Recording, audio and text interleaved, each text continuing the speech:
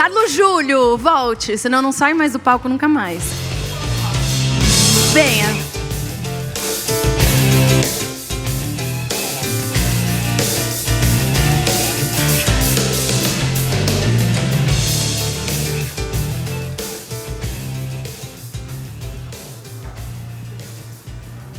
Vai ser outro vídeo.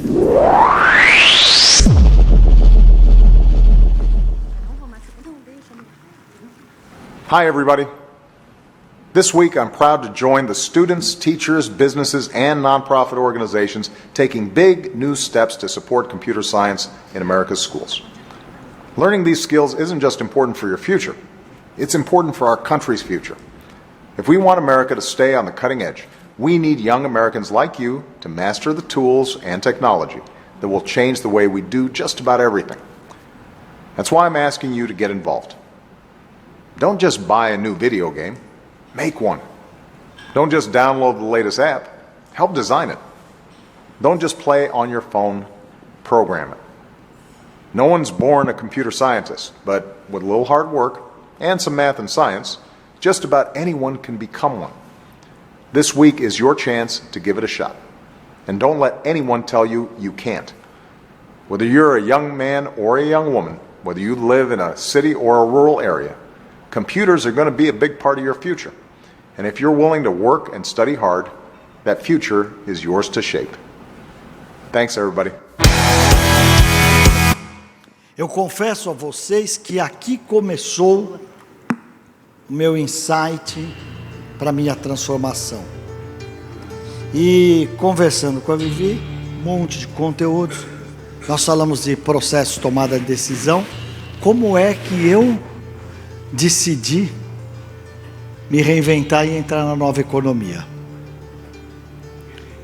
Me reinventar e entrar na nova economia. Porque vocês vão ver ao longo aqui da minha fala, eu sou o padrão do profissional analógico. Fui criado no varejo com meu pai, depois fui para varejo fotográfico, depois trabalhei com indústria têxtil, depois trabalhei com indústria de mobiliário, construção civil. Quer dizer, é duro ter um cara mais analógico do que eu, né? Mas de repente tinha esse desafio. Eu estava embarcando de Nova York para Boston, e mesmo na confusão do aeroporto, o Obama entrou com essa fala de 1 minuto, sei lá, em rede nacional nos Estados Unidos.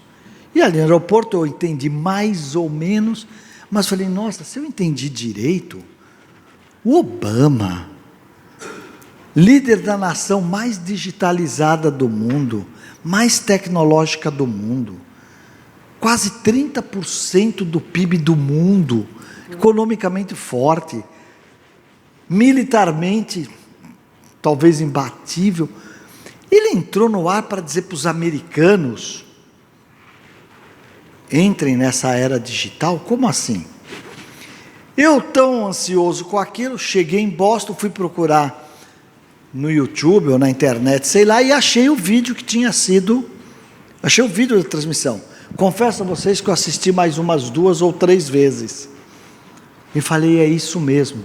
O cara veio na televisão e falou assim, olha, não se limite a comprar um videogame, desenhe um, né? Desenvolva um novo joguinho, programe, qualquer um pode fazer isso, não importa se você está aqui no centro de Nova York, se está numa área rural, todos nós hoje temos acesso para fazer isso.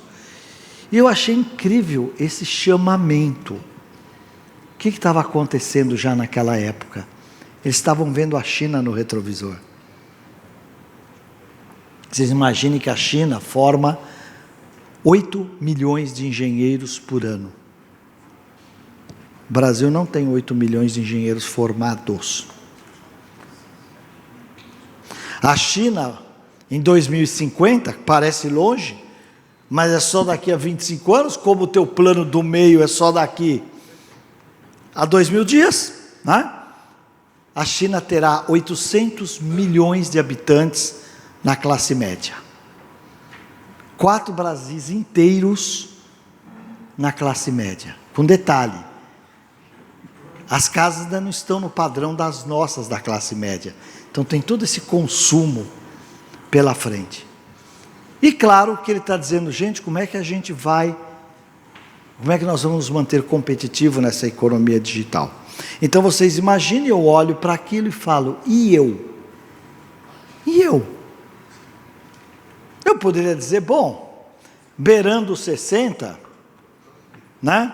Financeiramente independente, já criei os filhos, né? Os netos, o máximo que eles pedem é um Lego, se bem que Lego está caro pra cacete, né? Falei, para que me preocupar? Mas não adianta, eu sou um eterno incomodado com essas coisas.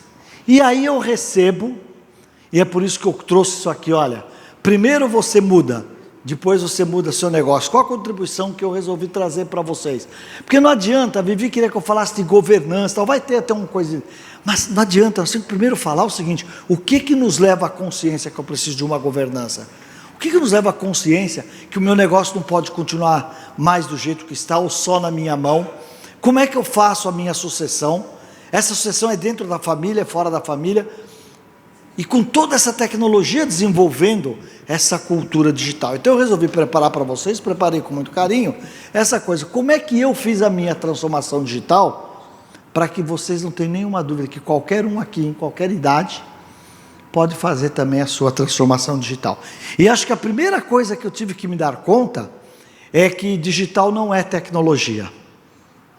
Digital não tem nada a ver com tecnologia. Cruel que não me ouça. Porque o digital é cultura. Digital é uma cultura de fazer as coisas diferentes, de fazer as coisas com mais simplicidade, com mais rapidez, com menor custo. Se você não entender esse mindset do que é o digital, porque na verdade o que é digitalizar? Digitalizar é desmaterializar. Digitalizar é desmonetizar. Digitalizar é desintermediar. Então o mundo da digitalização é o mundo do ou seja, de negar tudo aquilo do analógico que dá para virar abstrato. A China, por exemplo, não teve cartão de crédito. Então ela pula do dinheiro para o Pix, para o QR Code. Não tem cartão de crédito. Para que? Você não precisa de Visa, Amex e Mastercard lá. E olha que são empresas monstruosas. Por quê? Desmaterializou o cartão, desmonetizou, desintermediou. E aqui nós temos vários intermediários, né? Olha lá, seguros, né? Então, quer dizer, como é que eu vou lidar com esse outro mundo? É outro mundo que a gente vai ter que sintonizar. E é claro que eu me assustei, porque eu queria continuar produtivo. Falei, como é que eu vou fazer isso? E mais um detalhe, recebo o convite do TPG, que é um dos maiores fundos do mundo, e da Casec, que talvez seja o fundo que mais investe em digital na América Latina, que é do Hernan Casec, que é um ex-sócio do Marcos Galberini no Mercado Livre, para montar Digital House. Vou lá, faço a reunião com ele, Júlio, a gente conhece desde a época da HSM, gostou muito de você, nós temos um projeto de educação, você é o cara de educação, nós queremos montar um negócio assim para formar os profissionais da nova economia. E claro que a primeira reação que eu tive foi o seguinte, vocês estão loucos. Por que vocês estão loucos? Porque eu há 40 anos montei uma ementa de conselho, eu já sabia como é que funcionava o conselho. Hoje, se qualquer um aqui quiser montar uma escola de negócio, falar, me ajuda a montar uma ementa de administração, de economia, de contábil, eu acho que eu sou capaz de montar e te dar para cada matéria 2 ou 3 nominhos de professores bons. Com 45 anos, se eu não aprendi, eu sou incompetente.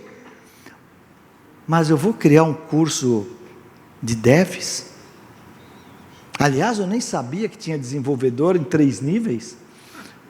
Porque tem os devs full stack, que é o de web, tem os de mobile, e dentro de mobile tem 2 categorias no mínimo, que é Android e iOS. Eu nem sabia nada disso. O que faz um design de UX ou de UI? Qual a diferença de um Analytics para um Data Scientist? Eu que dei aula na SPM, 30 anos de marketing, o que eu entendo de marketing digital? Todos aqueles caras que eu formei hoje não estão servindo para mais nada. Eu ensinava os caras a lidar com agência, aprovar planos de mídia. A gente investe e vê o que acontece. Hoje não. Me diz o que vai acontecer que eu ponho dinheiro. É marketing de performance? É o tal do funil? É o tal da fórmula do Érico Rocha? Mudou tudo. Mudou tudo. Como é que eu vou montar uma escola para formar marqueteiros digitais? Aquilo para mim é uma heresia. Até porque uma coisa que o mundo acadêmico nos dá de positivo é o respeito pela intelectualidade. A gente respeita a fonte, né? Quer dizer, se o sensei aqui me dá uma noção de link que eu não tenho, eu uso, mas eu vou dizer. Olha, eu aprendi aqui com um professor de Campinas, né? O Paulo Quinato, que me disse isso, e se coloco lá no slide, Paulo Quinato. Então a gente aprendeu a fazer isso na academia, que eu digo para vocês, 99% desses influencers de internet, ninguém tem esse respeito. Ninguém tem esse respeito. Muito bem. Como é que eu faço?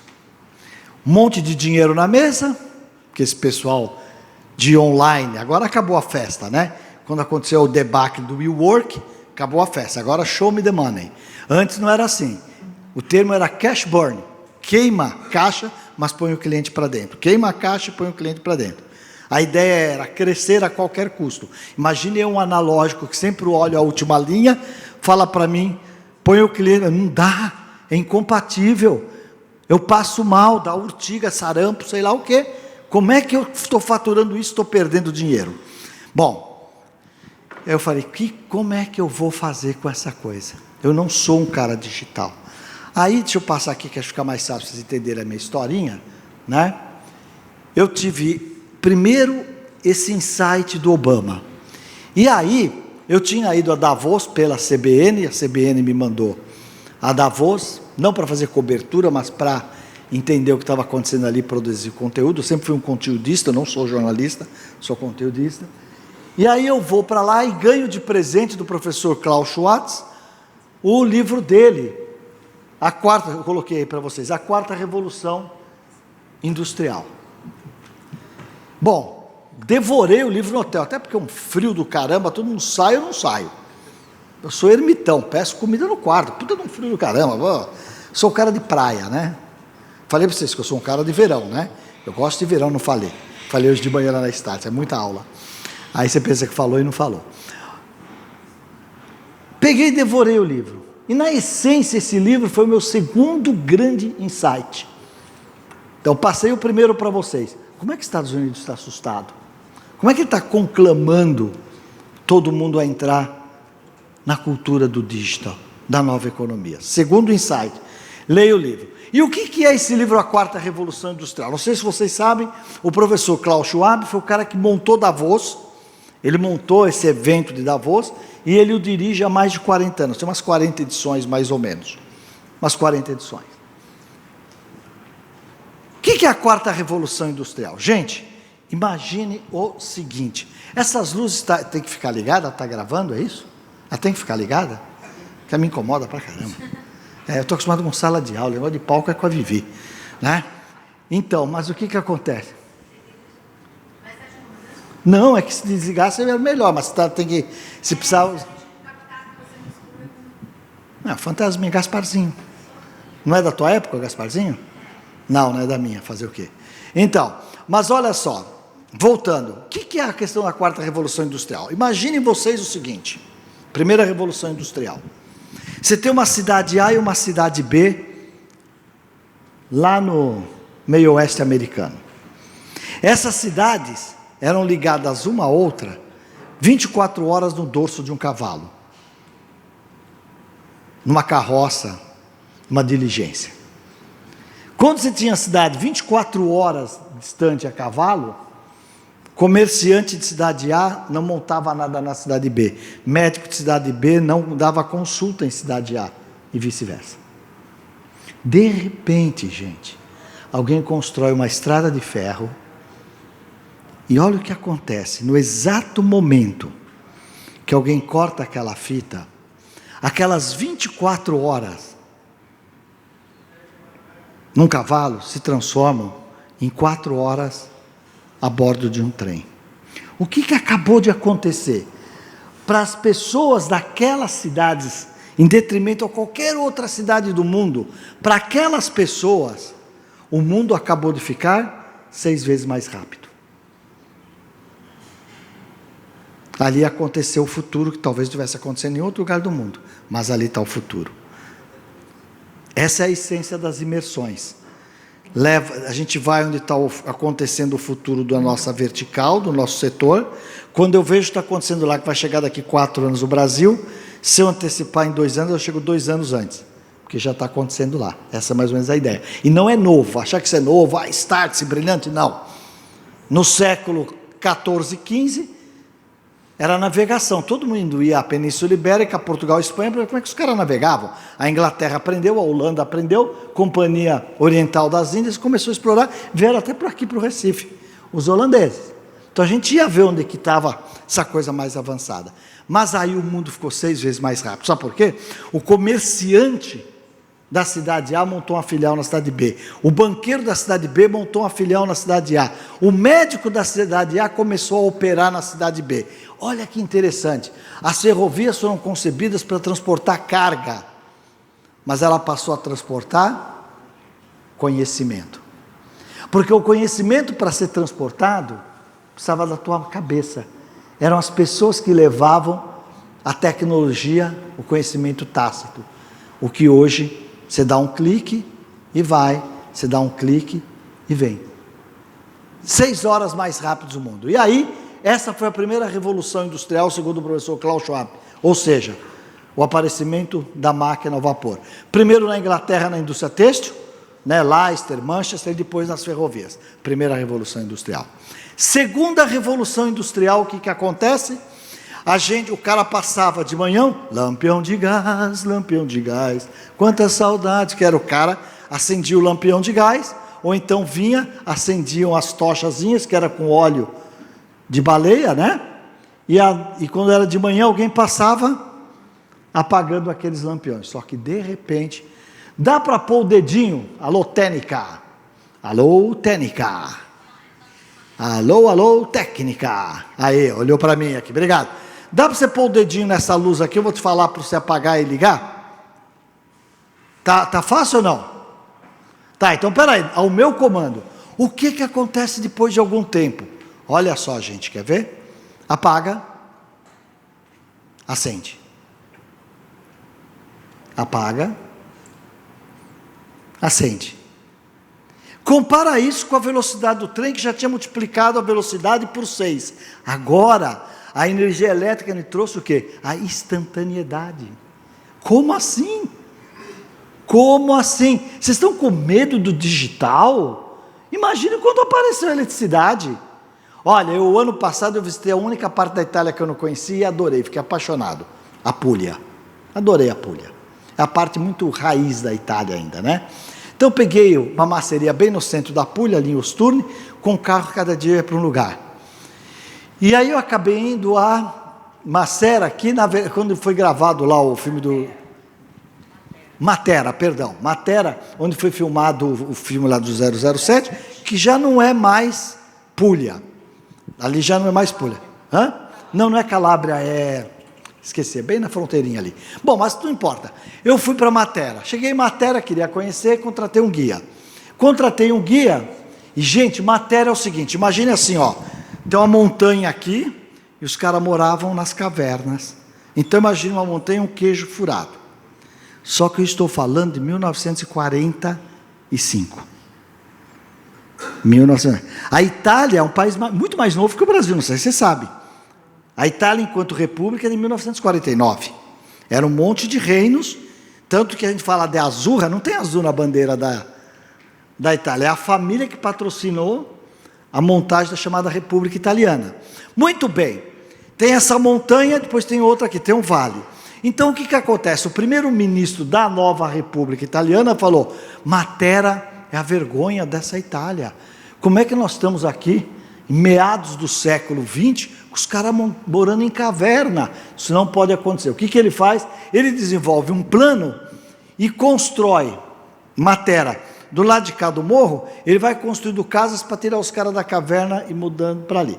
O meu guia foi neto, o avô dele morava numa caverna dessa, ele frequentou a caverna. E aí ele começou a me contar o seguinte, fazia 10 casas e mudava. Quando mudava os 10 caras para cá, a família voltava toda correndo para a caverna. Voltava correndo. Falavam que aquelas casas eram mal assombradas. Por quê? Porque o cara chegava lá, ele estava acostumado com o lampião, apertava um botão, acendia uma luz. Tinha fogo, mas não tinha lenha. Ele ficava procurando onde é que está a lenha desse fogão. Isso é mal assombrado. Vocês estão impressionados com a tecnologia digital? Não, o mito da caverna de Platão, precisamos entrar juntos, né? Mas é que o mito da caverna de Platão é dizer o seguinte, que quando você vai junto para o desconhecido, diminui o risco. Essa é a ideia. Lá cada um ia para sua casa e voltava correndo. Mas olha que interessante. 1985, mais ou menos, eu morava em Blumenau. Tua cidade? Adoro Blumenau. Por isso que você é linda desse jeito. Só tem menina bonita naquela cidade. Não é? Só tem menina bonita. Então, morava em Blumenau. E aí minha mãe, infelizmente, morava em São Paulo, faleceu. Faleceu, claro, vim aqui e tal, velório, enterro e tudo mais. Levei meu pai para lá, falei, vai que ele gosta da cidade e resolvo ir para lá para não ficar aqui sozinho. Muito bem, não deu certo. Velho gosta de ficar onde tem que ficar. E eu aprendi isso agora que eu estou velho, tá? É assim mesmo, não mexe comigo não, deixa eu aqui. Muito bem. Na minha casa lá em Blumenau, de repente, vejo meu pai perdido na cozinha. Tá lá, tá. Eu falei, e aí, pai? Eu com um copo de leite, falei, não, eu queria esquentar o leite. Falei, claro, peguei o copo dele, coloquei no micro-ondas, apertei o botão, vi. Ele ficou olhando, sei lá, 30 segundos, 1 minuto, tirou lá o leite quente. Ele falou para mim assim, como é que você esquentou o leite na televisão? Ele não tinha visto micro-ondas ainda. Como assim? Falei, não, vai. Ele foi lá e pôs a mão, cadê o fogo? Ele pôs a mão para ver se estava quente. Como é que é, mas não tem calor? Ele não entendia. Meu pai morreu dizendo que a salvação da viuvez dele tinha sido micro-ondas. Por quê? Porque a empregada deixava lá o prato dele pronto e ia embora, sei lá, 4, 5 horas da tarde, e à noite ele ia, esquentava aquilo, limpinho, arrumadinho e tal, e tal, e tal. 85. Como é que você esquenta um copo no micro-ondas? Por que quem tem medo do digital? Então, primeira revolução, vapor, segunda eletricidade. Aí na década de 60, aparece o digital, a tecnologia digital, o computador, PC, Macintosh, Steve Jobs, Bill Gates e companhia limitada. E isso dá, evidentemente, uma outra aceleração na velocidade. Porque agora, não é o telex que eu fazia a fitinha, não era o fax que eu tinha que enfiar um papel e esperar sair do outro lado, agora eu dou um enter e sai na telinha, ou sai ali no celular, que ela está fazendo um WhatsApp ali para o namorado dela, no meio da minha aula.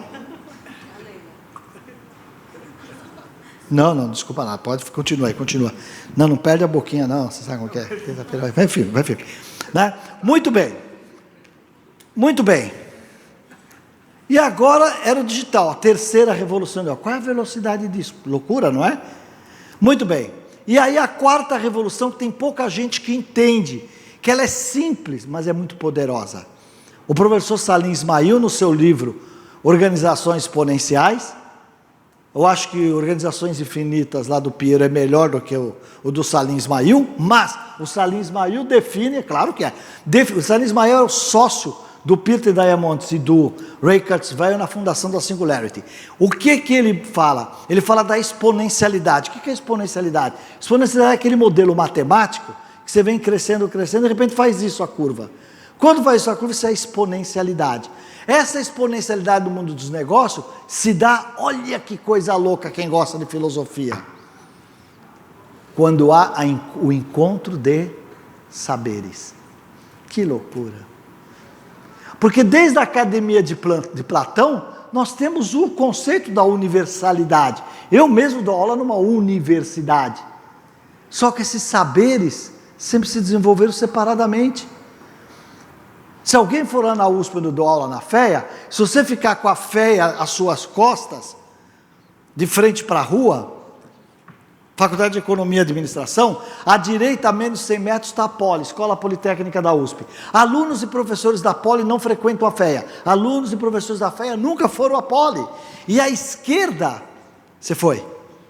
Ah, então são aves raras. Eu fiz matéria eu fazia FEA e fiz matérias na Poli. Ah, tá certo. Por isso que você foi fazer matéria lá. Perdeu alguma matéria, alguma DP, foi compensar lá. Tá bom, tá tudo certo, não tem problema nenhum, é do jogo. Quis evoluir, foi para a Poli. Pode ser, pode ser. Aí o seguinte, à direita, a menos 100 metros, à esquerda, perdão, tem a ECA, Escola de Comunicação e Artes da USP. Os professores e alunos da ECA nunca foram nem à Poli nem à FEA. E vice-versa. À minha frente, um pouco à esquerda, está a FAU, Faculdade de Arquitetura e Urbanismo da USP. Os alunos da FAU nunca foram nem à ECA, nem à FEA, nem à Poli. Os alunos da Poli e da FEA iam à FAU, porque a arquitetura cheia de menininhas, eles iam lá, diz que aquela coxinha da lanchonete de lá era melhor. Iam, mas pelo motivo errado, não é pelo que eu estou querendo vender aqui para vocês. A exponencialidade se dá quando as tecnologias se encontram, quando você tem um mergulho, como é que traduz merge, né? Uma fusão, convergência, né? Aliás, o termo certo é convergência. Quando elas convergem, olha que coisa louca, o único cara que no século passado percebeu a força de somar saberes diferentes foi Thomas Edison. E quem visitar lá em Dearborn, no Museu da Ford, o laboratório do Thomas Edison, você vê direitinho isso. Tinha um cantinho da química, outro da mecânica, outro da elétrica. Tudo. Ele sacou há mais de 100 anos que se não colocasse debaixo do mesmo teto o conhecimento da mecânica, da eletrônica e da ótica, não daria uma fotocopiadora, uma máquina fotográfica. Nós levamos 2000 anos para perceber que os saberes criam exponencialidade quando eles se somam. Numa época em que eu não te ouço, numa época em que eu te lacro, numa época que a minha verdade está só do meu lado, numa época que eu não respeito o que você fala. Olha que idiotice, que burrice. Porque a sinergia dos nossos negócios, gravem isso, cobrem isso dos seus times quando vocês vão contratar, quando vão montar a equipe. A sinergia, o que é sinergia? Quando 2 mais 2 não dá 4, quando 2 mais 2 dá 40, 4 mil, 4 milhões. A sinergia vem quando eu somo aquilo que eu sei e o Paulo não sabe, com aquilo que o Paulo sabe e eu não sei. Ou aquilo que eu faço melhor do que o Paulo, com aquilo que o Paulo faz melhor do que eu. Isso é a exponencialidade. O que nos seus times você tem que somar quem com quem? Porque o RH, ele tem um conceito muito poderoso, e que eu não invalido. O RH trabalha muito no que eles chamam de gaps de competência. Que ele quer dizer o seguinte, você tem 5 competências para ir para o próximo nível, na sua carreira, por exemplo. Você tem 3 competências, tem 2 você não tem. O que o RH faz? Ele te treina nas competências que você não tem, para você se habilitar para o próximo nível. Eu nunca fiz isso. Eu não sei porque eu sempre tive um sentimento que eu ia mais rápido se eu apostasse no maior talento do que na falta dos talentos. Então, qual sempre foi a habilidade que eu desenvolvi? O que você é craque melhor que o time todo? É ali que eu te uso. E você é ali que eu te uso. E você é ali que eu te uso. E quando você consegue fazer o time se recomendar, isso é muito forte. Porque é assim, gente, eu tiro isso das minhas relações, até relações homem e mulher. Tem dos pontos fortes, Mas olha só, quando você pensa naquele Nine Cubes também, você pode por ali chegar mais ou menos nisso. Mas eu sempre tive essa percepção que todo mundo tem talento. Deus deu para todo mundo. Mas que legal que Deus nos deu talentos diferentes. Eu acho que nos cabe a somar esses talentos. Mas somar talento tudo igual, seria mais ou menos o seguinte, para quem gosta do futebol, né? Se o lateral sabe, se o lateral sabe que o centroavante é matador de cabeça na área, o que ele faz? Cruza. Pô, o cara é bom. Por outro lado, o centroavante que sabe que o lateral cruza bem, o que ele faz? Vai para a área. Se o lateral sabe que o centroavante é o Mané, que não cabeceia de olho fechado, não vai numa bola, ele entra com ela dominada, não tem outra alternativa. O que ele vai fazer? É isso que nós estamos falando. E é isso que é exponencialidade. E daí vem a 4ª revolução industrial. Né? Eu comecei a somar os diferentes, não os iguais. Não os iguais. A nossa tendência é somar os iguais. Você contrata gente igual a você, gente que pensa como você, tudo certo. Mas aonde é que está a sinergia disso? A pluralidade, a diversidade, não é uma questão de ser moderno, a diversidade, a inclusão. Na diversidade e na inclusão, tem valor, tem pontos diferentes, pontos de vista diferentes, são contribuições diferentes. Então você não é inclusivo porque estão dizendo que você é inclusivo, ou porque é uma boa prática, também é uma boa prática, mas não, eu acredito nisso, porque meu time é mais forte. Eu quero homens e mulheres, quero brancos e negros, eu quero jovens e pessoas experientes. Por quê? Porque esse é que dá um caldo bom. Estou pensando em competitividade, isso que estou pensando. E daí vem a 4ª revolução industrial. E aí eu falei, mas será que nós somos digitais? Gente, como é que eu vou montar uma escola para preparar os profissionais da nova economia se eu sou um cara analógico? Fui até testar, não sei se vocês conhecem, os 7 capitais. Os 7 pecados capitais do mundo digital. Vamos fazer o teste aqui, ó, não pode mentir, hein? Não pode mentir. Você quer ver que interessante? Quem aqui tem Netflix? Gente, 100%. Você não tem? Tem. 100% tem Netflix. Qual que é o pecado capital do Netflix? Preguiça, meu. Você não quer nem levantar para ir ao cinema. Você não quer ver como os outros estão vestidos. Você não quer ir comer pipoca e fazer barulho junto. Olha que coisa horrível. Que antissocial que nós nos tornamos. O cara começa a maratonar domingo às 8 da manhã, 5 da tarde, está de pijama, tudo encebado. Né? Porra, ainda quer um aferzinho com a sua mulher, é doida se ela transar com você. Vai tomar banho, tira esse negócio aí, não é verdade? Muito bem, vamos lá. Quem aqui tem Instagram? Instagram? É, a maioria, a grande maioria tem Instagram. Qual é o pecado do Instagram? Capital. Vaidade, né, gente? Pô, o cara tá lá, mostra o que ele come, o que ele bebe, não é assim? O meu Instagram só tem conteúdo. Vocês não vão me ver de sunguinha, ninguém merece, certo? Vaidade, vamos lá, vamos continuar então. Quem aqui tem Facebook ainda? Quem ainda tem Facebook? Bem menos, né? Bem menos, um terço. Qual é o pecado capital do Facebook? Hã? Qual é o pecado capital do Facebook? Inveja, né? Fazer campanha, inveja. Vamos lá, mais um rapidamente. Quem aqui tem iFood? Os gordinhos todos aqui, que nem eu, hein? Né? Não, você imagina. Bom, isso é fácil. Qual é o pecado capital aqui? É gula, né? Então você imagina, o cara não sai de casa, fica vendo Netflix, pede comida em casa, é capaz de comer na cama, encebado. Tá certo? Meu, cartão. E posta no Instagram que está comendo. Cartão vermelho, meu. Não fica com esse cara, não. Fica com esse cara, não. Cartão vermelho. O quê? Não te leva para passear, nada? Não, só se diz que o diabo se aposentou, porque ele não precisa fazer mais nada. Não, claro que não precisa. É verdade.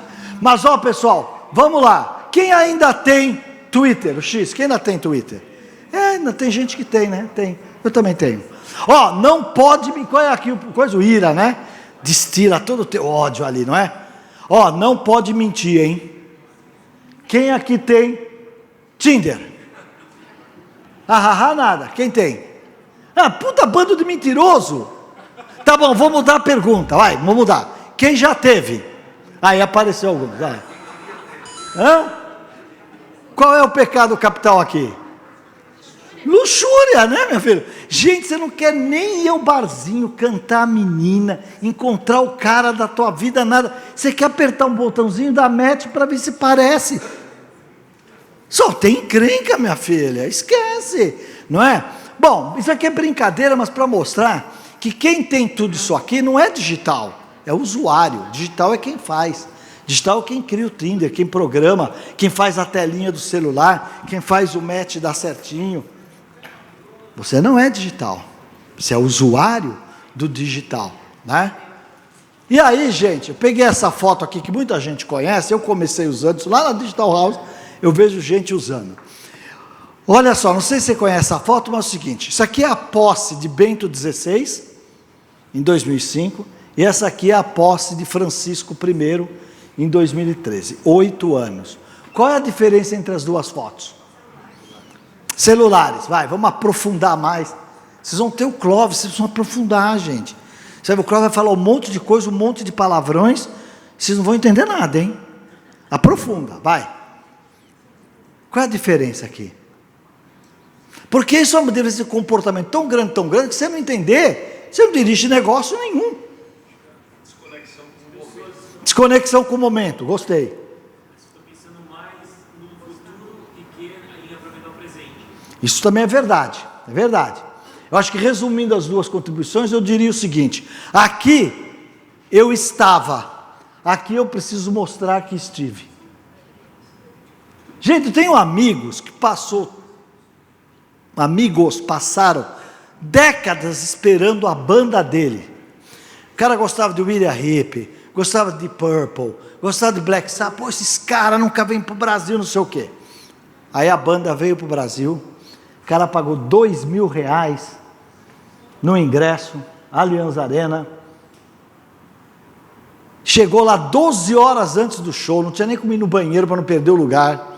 Ficou lá, choveu pra caramba, se molhou. Quando a banda dele estava naquele solo mais importante que ele esperou a vida inteira, ele está filmando a banda. Ué, para ver na telinha, via no YouTube. Vocês perceberam? Essa mudança de comportamento visceral. Louco, muito louco. E aí eu falo, eu não entendo. Se eu não entendo, eu não sou digital. Eu não sou digital, né? Não somos digitais ainda, mas eu tinha que me converter, senão como é que eu ia fazer? Eu era esse cara aí, né? Fui CEO da Exco, que é Laboratório de Inovação, né? Não sei quantos anos ensinando, conselhos, etc. Só que a verdade é que eu não era digital, muito pelo contrário. Esta é a minha raiz. Este era o meu pai, seu José Júlio, vejo que como eu não tinha sobrenome.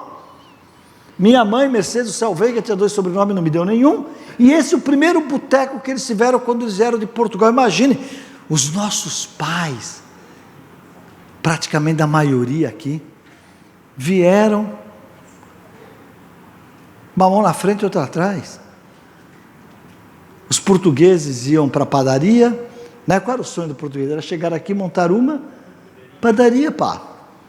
O japonês da pastelaria, da tinturaria, o turquinho lá da loja de armarinhos, não era assim? O chinês da pastelaria, imagina, hein?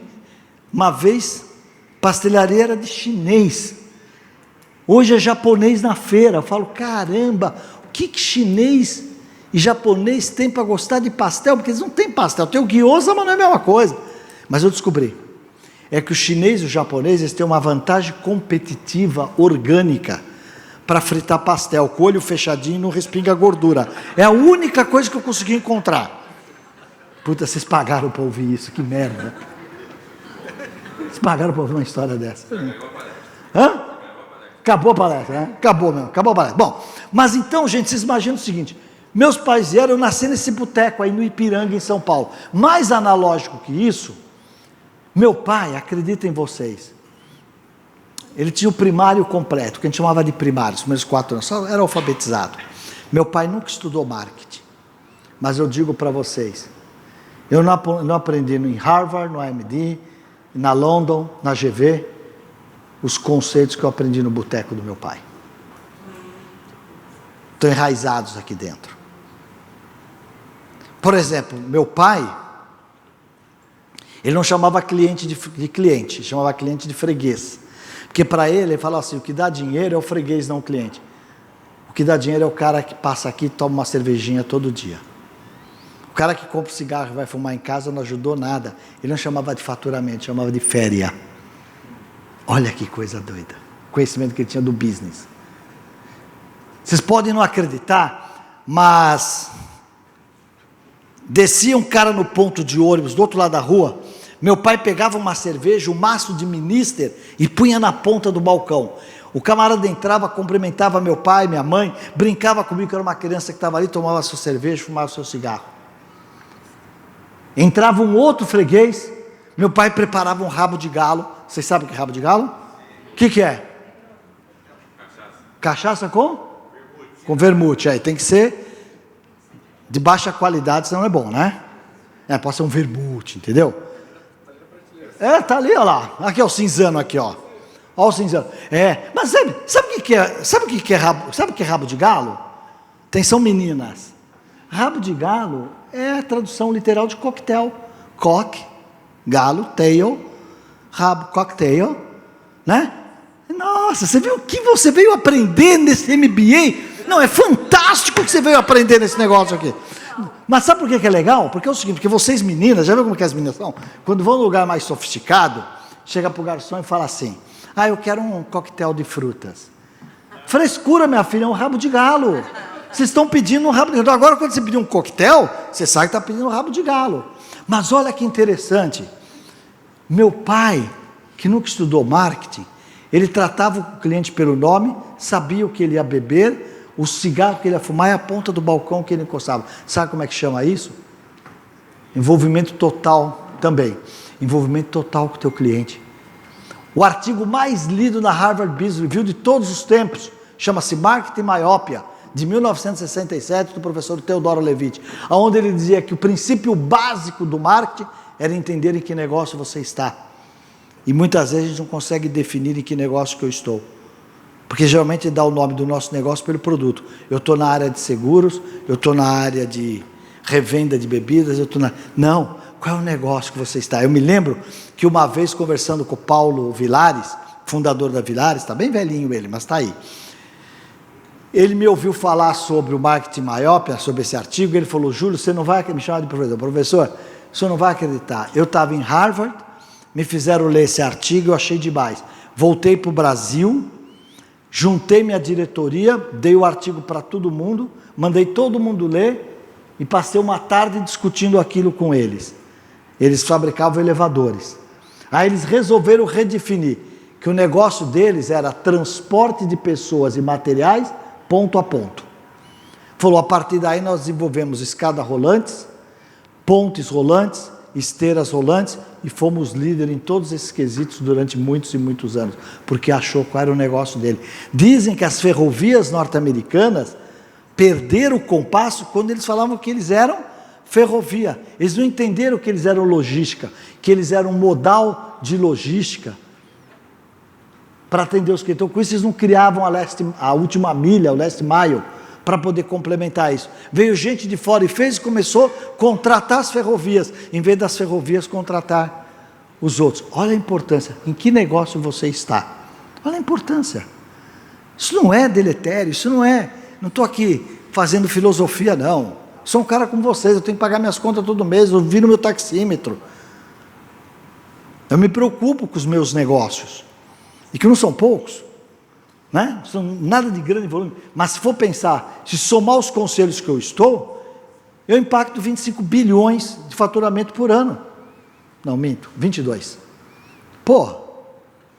Não são meus, mas eu faço parte disso. Então eu poderia contar um monte de histórias do que eu aprendi aqui no negócio do meu pai. E olha, gente, negócio que a gente pensa que é de lá para cá, não é de lá para cá, não. Esses conceitos do meu pai vieram da Igreja Católica Apostólica Romana.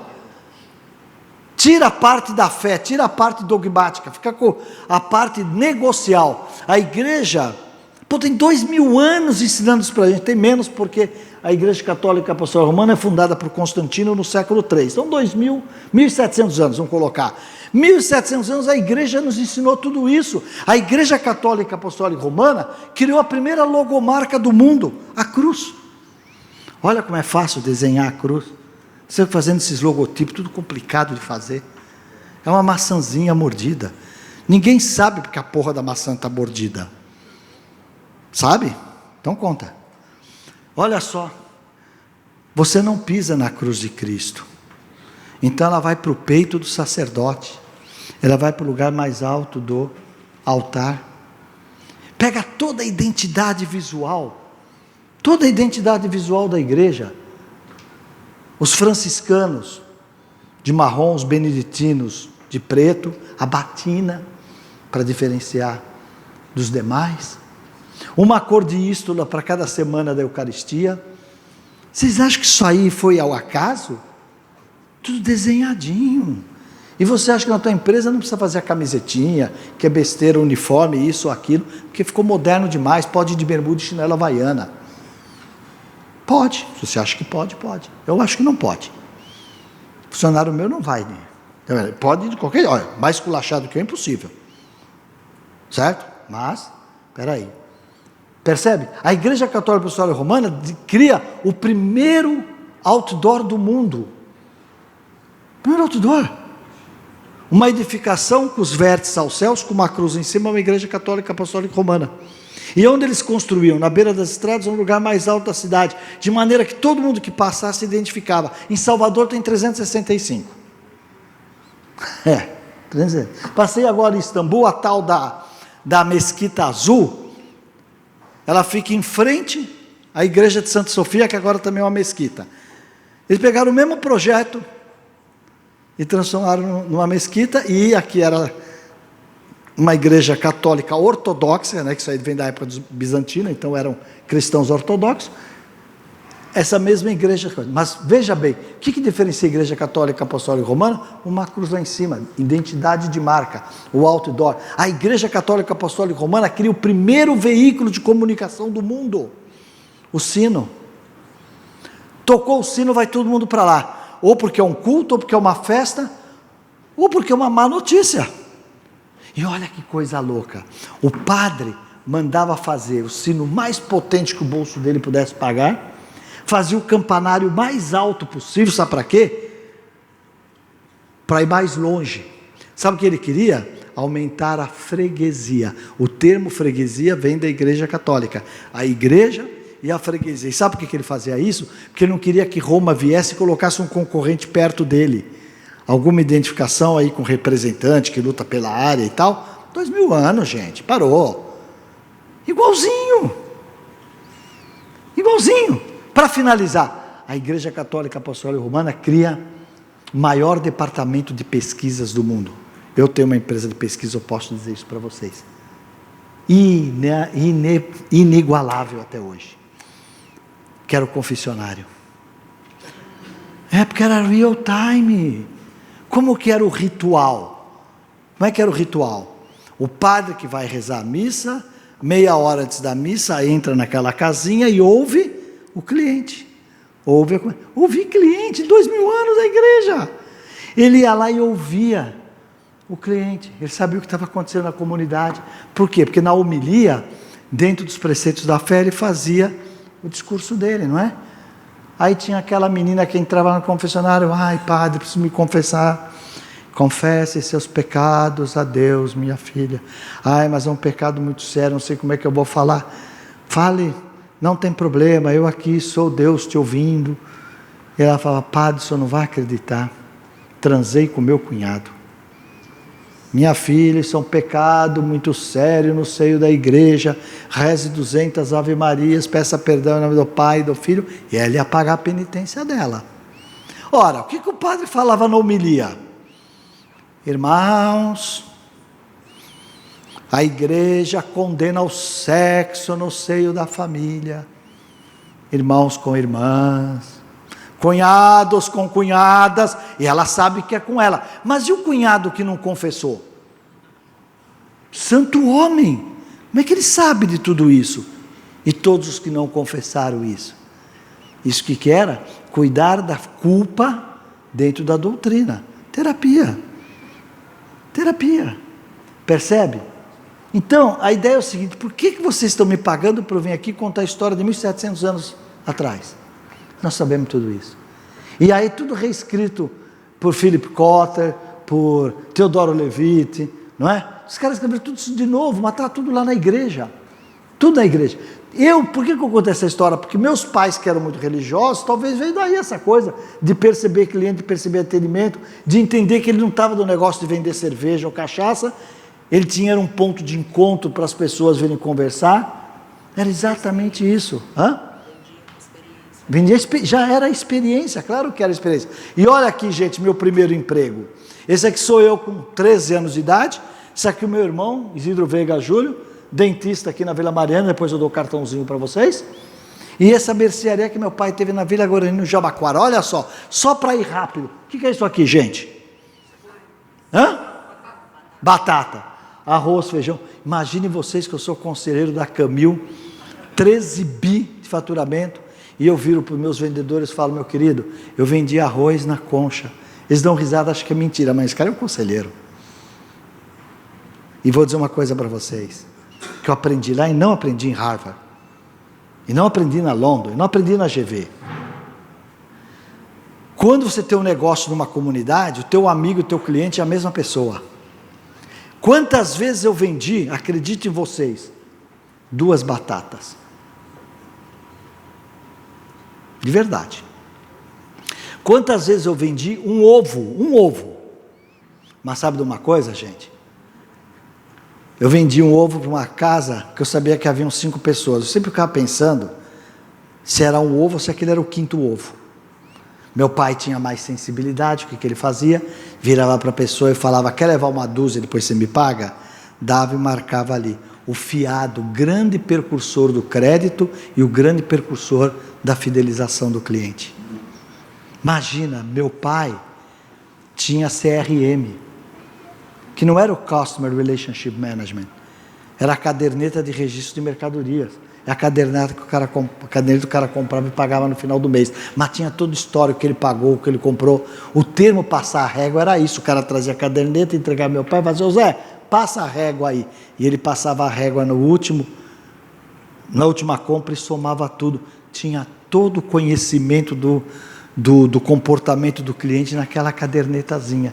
O que mudou? A tecnologia que faz o CRM agora automático, que trabalha em engajamento, claro que tem muita novidade boa nisso, mas o conceito, a base, é exatamente a mesma. Pois não. O mais bonito dessa foto é que vocês estão felizes. Bom, estamos mesmo, sem dúvida. Não, eu tive uma infância de trabalho, porque eu trabalho desde pequenininho. Não, eu estudei.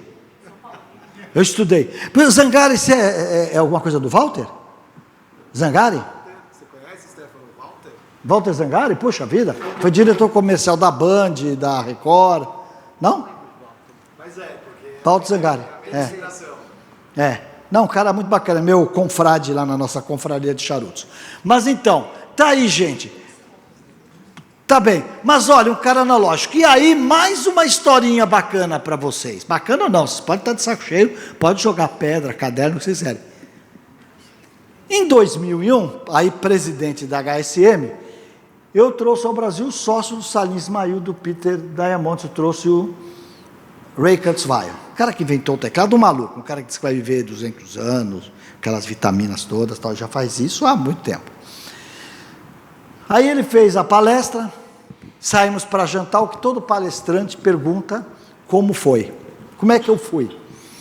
E eu falei, Ray, o pessoal gostou muito, eu vi pelos aplausos e tal, mas deixa eu falar uma coisa para você, e era verdade, o que eu falei para ele é pura verdade. Eu falei, eu acho que eu entendi 5% da sua palestra. E ele achou que era brincar. Como assim? Nunca ouvi tanta palavra nova em 1 hora. Imagina, o cara lá do Vale do Silício, criador da segurança, ele veio com umas histórias que eu não tinha a menor ideia do que ele estava falando. E ele achou que era brincadeira. 2001, 2003 eu trouxe ele de volta, fez a palestra, fomos jantar, qual foi a pergunta dele? Como é que eu fui? Muito bem. E aí, agora você entendeu? Eu acho que eu entendi 10%. E ele, não, ele pensou que eu estava gozando da cara dele. Eu falei, não, Ray, eu dobrei. Era 5, passou para 10, tá bom. E ele não se conformava com aquilo. E aí eu cunhei uma frase, que para mim é dogmática, eu sigo isso até hoje. Eu falei, não se preocupe, Ray. Quando eu não estou entendendo, eu estou no lugar certo. E eu acho que é isso que faz de mim um aprendiz eterno. Porque se todo lugar que eu estou entendendo tudo, o que eu estou levando para casa? Não é? Então não se preocupe, Porque você me deu um monte de insights que eu vou ficar procurando. Quando eu ver a palavra de novo, eu vou tentar entender o que é. Não é isso mesmo? Então, quando você não está entendendo, você está no lugar certo. E eu estou pensando em como é que eu vou montar uma escola da nova economia. Gente, o mais perto que eu tinha chegado de tecnologia foi na Polaroid. Eu fui presidente da Polaroid. E, gente, está rindo, Thaís? A Polaroid, na década de 90, era a Microsoft, era a Apple de hoje. Porque não tinha, fotografia mandava para o laboratório, levava uma semana. Aí vem uma Polaroid que você bate a foto, você espera um minuto, separa o negativo do positivo e sai a foto. Aquilo era mágico. Eu era o rei das festinhas dos meus filhos. Alguém fazia, eu era o presidente da Polaroid, pegava a máquina nos pacotes de filme e ia para as festinhas. E aí eu fotografava as crianças e dava de lembrancinha. Eu era o cara. Com a Polaroid na mão, eu era o cara, porque era mágico mesmo. Mas foi o mais próximo que eu cheguei. Ó, para vocês saberem, o Instagram, é que ele mudou o logotipo. O primeiro logotipo do Instagram era o logotipo da Polaroid, não é verdade? Mas isso é o mais perto que eu cheguei de tecnologia. E começou a mudar. Eu não vou pegar um monte de exemplos, porque vocês já ouviram isso, todo mundo na Starts. Mas, gente, confesso a vocês que eu usei guia de rua. Eu era vendedor também. Eu era vendedor, não tinha jeito. Cristiano Viana, onde fica? Vai lá na letra C, Cristiano Viana, página 277, H28. Ia lá, H28, e achava, pô, não sei onde é Cristiano Viana, mas sei onde é Marechal Teodoro. Você ia até Marechal Teodoro depois procurar. Mas eu que vim da logística, eu media, eu nasci, no meio de caminhão, criada em pneu, eu media dentro do livro 4 rodas, esse pedaço do dedo dava 500 quilômetros, e batia muito bem. É mesmo? Então você fazia isso aqui, São Paulo, Rio, Contagem, VH e... E aí você precificava? Aí a gente precificava pelo... Olha a ciência do preço, gente. Não tinha, aí quando veio 4 rodas de computador, era um computador na empresa inteira, porque era caro ter a licença. E aí a gente ia no dedão. Então, o meu pai, sabe como é que ele precificava? Chegava a nota fiscal. Então, vamos supor que ele usava um fator 2. Então, comprava por 5 vezes 2, 10. 13, 2, 26. A nota fiscal rabiscada, quando ia para o prego, era a lista de preço. Era assim. Agora, você acha que mudou? Eu estou lá na Aramis. Nós sabemos quanto que é o markup em múltiplos. Nosso para o varejista, nosso para o outlet, nosso para a franquia. É assim que a gente controla se dá volume e lucratividade. Ficou um pouquinho mais científico, mas você vê, o teu dedão funciona. Funciona até hoje, né? Muito bem. Olha lá, gente. A Blockbuster e Netflix, sabendo que Netflix era uma Blockbuster, era como se diz, locadora física e tal, Casas Bahia que vira lá o site, né? Então, o que já havia mudado? Tudo isso já havia mudado, mas eu ainda não era digital. E esse é o slide, os próximos dois, o principal. Se vocês comprarem esse slide, eu estou satisfeito. Porque foi aqui que mudou, aqui que eu encontrei o caminho para mudar. Falei, peraí, vou montar uma escola para formar os profissionais da nova economia. Eu vou ter que aprender a programar HTML, CSS, Python. Não vou fazer isso. Como é que eu faço? E esse slide aqui foi a minha grande revelação. Eu vi que tinham 5 mudanças de mentalidade, de mindset, que eu tinha que fazer do ponto de vista da gestão, do ponto de vista de quem está em cima. E se vocês absorverem isso, vocês podem fazer a transformação digital das suas companhias, de quem vocês quiserem. Primeira coisa que eu tive que entender, nós mudamos do lucro para o propósito. Ou seja, ninguém está negando o lucro, mas é o lucro que entrega o propósito, ou o propósito que potencializa a minha capacidade de lucrar. E eu não tinha a menor ideia do que era o tal do propósito. Só o propósito engaja. Essa moçada sai muito rápido. Eu tive um caso na locomotiva que com 8, 9 meses, veio um rapaz muito talentoso, vira para ele, puta, Júlio, precisava conversar com você. Tá? Fala aí, querido, o que você conta? Pô, estou aqui há 8 meses, não aconteceu nada. Nada como? Não fui promovido, não fui... 8 meses. Faz como? Faz como? Se você não engajar pelo propósito, pelos valores, vai embora. Vai embora. Né? 8 meses não dá ainda para o cara estar alinhado com esses tais desses propósitos. Vocês sabem o que é propósito, by the way? Então vou contar mais uma história. Vou cobrar pelas histórias. Em quantas eu já contei? Você anotou? Para mim? Olha só. Hã? Só para não perder uma coisa, que antes de você terminar, eu quero muito a tua ajuda, porque se a gente consegue fazer um exercício prático de tomada de decisão. Prático? Ah, eu não preparei nada disso, não. De tomada de decisão? Poxa, deve ter me pedido isso antes, porque para fazer isso eu tinha que trazer alguma coisa escrita para eles discutirem e tomar a decisão, né? Na corda, mais ou menos, já tomaram algumas decisões, né? Vou tentar à medida que eu falo, não sei se eu vou conseguir, acredito que não. Vou tentar, juro para vocês. Então, propósito, eu vou contar, isso é uma coisa importante, hein? Propósito. Propósito. Porque eu não conheço um palestrante que não fale de propósito. A minha dúvida é quem realmente entende esse sentido. Porque para mim é muito forte. Como eu disse a vocês, eu acho que eu disse, né? Eu tive casado 31 anos e estou há 14 anos viúvo. Marisa faleceu em 2011. Tratamento muito sério, uma carcinomatose peritoneal, diagnosticado pelo nosso filho, quer dizer, um monte de coisa assim complicada, 2 anos e meio de tratamento. Eu fui a todas as químios com ela durante os 2 anos e meio, e por isso que eu me tornei conselheiro lá do Vencer o Câncer, do Fernando Maluf, que a gente montou isso depois desse episódio. Muito bem. Há 3 anos eu estou num novo relacionamento, que eu acredito foi um presente que a vida me mandou. Eu acho que a vida me mandou um grande presente, que é a Andressa. A Andressa é uma mulher muito guerreira.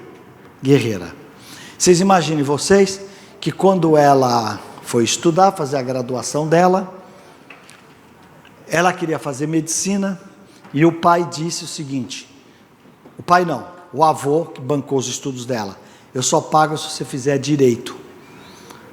Eu acho que é porque ele foi fundador daquelas ferramentas gerais lá em Porto Alegre, FG. Então acho que ele queria que ela fosse trabalhar lá, não sei como é que foi. Bom, então diz ela hoje, ou eu fazia direito, ou não estudava. Fez direito, fez tributário, advogou durante 21 anos.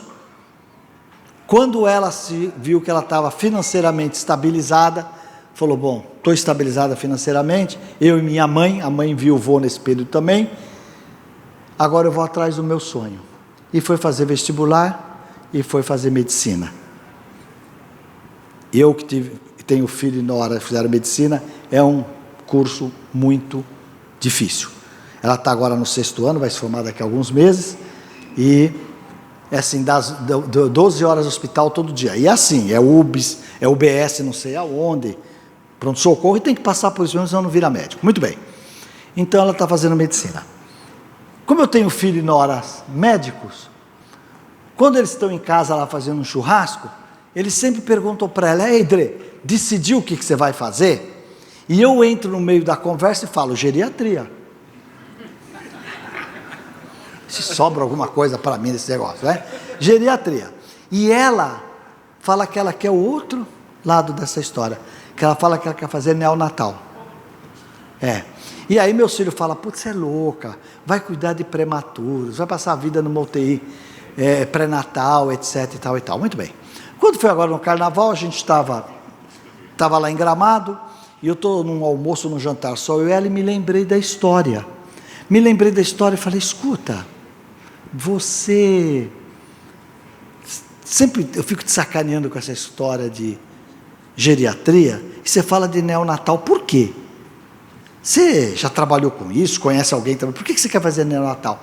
E ela, com a maior simplicidade do mundo, ela falou, não, é que eu quero ver as mães levando as crianças ao hospital. O hospital não é lugar de bebê.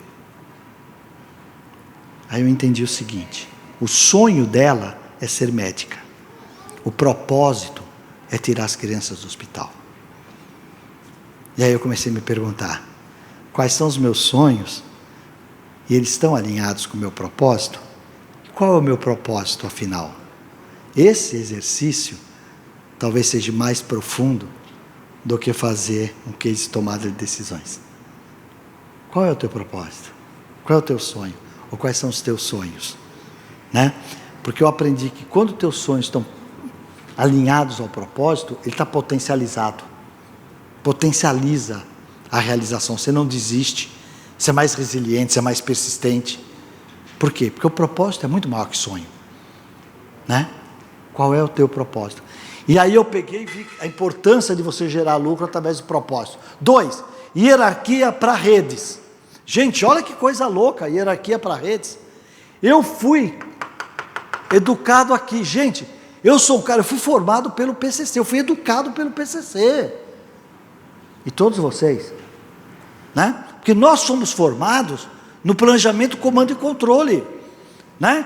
Planejamento, eu decidia o que fazer, eu te dava o comando e ia controlar se você entregar, te dava o comando e ia controlar. Esse era o PCC, nós somos educados nisso. Só que o mundo mudou, esse triângulo agora é empatia, colaboração e prototipação. Mudou tudo. Mudou tudo. Só que eu fui educado aqui e não aqui. Eu fui educado que você chegava numa empresa, o onboard, a primeira coisa que te mostrava era organograma. O que era organograma? Um monte de caixinhas na vertical que só mostrava poder. Só mostra poder. Para que eu tenho que pedir autorização para fazer algo que eu não deveria pedir autorização, deveria fazer? O organograma, no final do dia, é uma estrutura de escudo anal. É escudo anal, que você ouviu mesmo, Thaís. Escudo anal, com quem que eu me protejo? Com quem que eu me protejo? Não é verdade? O que vale é o fluxograma. E aqui no network, o que a gente faz? Exatamente o conceito que eu falei do talento. Quem é o melhor talento em cada situação? A gente reveza na liderança, mas não é um revezamento, agora é a tua vez, é um revezamento nisso aqui, você é melhor que todo mundo, lidera isso aqui. São os squads da vida. Olha que puta mudança, se eu não entender isso, não posso montar uma empresa do mundo digital. Depois, olha aqui, do controle ao empoderamento. Eu era poderoso porque eu controlava, para com isso. Quando você entrevista hoje, caras da minha geração, que tiveram êxito, eles vão dizer o seguinte, que ele chegou lá por razão, controle e certeza, que é o lado esquerdo do cérebro, traz conforto, e não está errado você usar isso, mas não pode visitar o lado direito, no lugar da razão trazer a emoção, no lugar da certeza trazer a vulnerabilidade, no lugar do controle trazer a vulnerabilidade, no lugar da certeza trazer a curiosidade. Então esse lado direito, emoção, curiosidade e vulnerabilidade. Do outro lado, certeza, controle e razão. Por que a gente não junta esses mundos? O mundo é um mundo de E, não é mais um mundo de O. Mas você vai ter que perceber isso para poder trabalhar com isso. E aí, gente, do planejamento à experimentação, olha que coisa louca. 40 anos dando aula de planejamento estratégico. Se o aluno me entregasse um plano com menos de 30, 40 páginas, eu devolvia. Hoje eu estou dizendo para ele, se você não me explicar numa página o teu modelo de negócio, eu te devolvo. Que é o tal do Canvas, ou Business Model Generation. Me põe numa página qual é a proposta do valor. E como é que você vai entregar isso? Não precisa mais de 50 páginas. Vocês acham que não mudou? Ou vocês mudam isso aqui, não adianta vir para cá, hein? Vai para mim. E por fim, né? Da privacidade à transparência. Gente, o que significa isso aqui? Nós valíamos o quanto nós sabíamos. Hoje a gente vale o quanto você compartilha. Conhecimento só serve para fazer o que eu estou fazendo aqui hoje. Compartilhar. Até porque quando você compartilha, você oferece a crítica. Alguém levanta a mão e fala, e isso, Júlio, e aquilo. E aí eu também cresço. E aí eu também cresço. Então, olha só que mudança. Isso aqui é a verdadeira mudança, gente. Para poder acontecer isso aqui, o que eu comecei a ver? Pô, professor, conselheiro executivo, palestrante, colunista de rádio, então, 15 livros publicados, e daí? Zerou o taxímetro, meu amor. Começa de novo. Porque se eu não entender essas mudanças aqui, né? Não adianta eu trazer esse cabedal, isso é só currículo, isso é o que me trouxe até aqui, mas não vai me levar lá para frente. E aí, como é que eu faço com a Digital House? Então o finalzinho disso aqui é o seguinte, eu não era digital, mas eu entendi, olha aqui o Flying Hill que eles usam muito lá na escola. Gente, é mais simples do que eu fazia antes. Eu pego uma ideia, eu construo uma maneira de entregar isso aqui, eu testo com meus clientes que me dão novos insights, ou seja, um produto nunca está pronto, é o tal do always em beta, sempre em beta, né? Mas aí eu tive uma revelação importante, né? Eu entendi, ó, esse é o Business Model Generation, só para vocês saberem o que é o Canvas que eu estou falando, ó. Olha o Canvas aqui, gente. Deixa eu falar uma coisa para vocês, da minha experiência de conselheiros. Vai chocar a todos. Cadê minha aguinha? Está aqui. Ó, vai chocar a todos, mas eu vou falar. Eu não acredito em PPT. Não acredito em PowerPoint. O cara faz um PowerPoint bonito, tem um belo do storytelling, acabou. Eu aprendi isso em conselho. Vem lá o cara da diretoria, faz uma história bonitinha, e aí, aprova?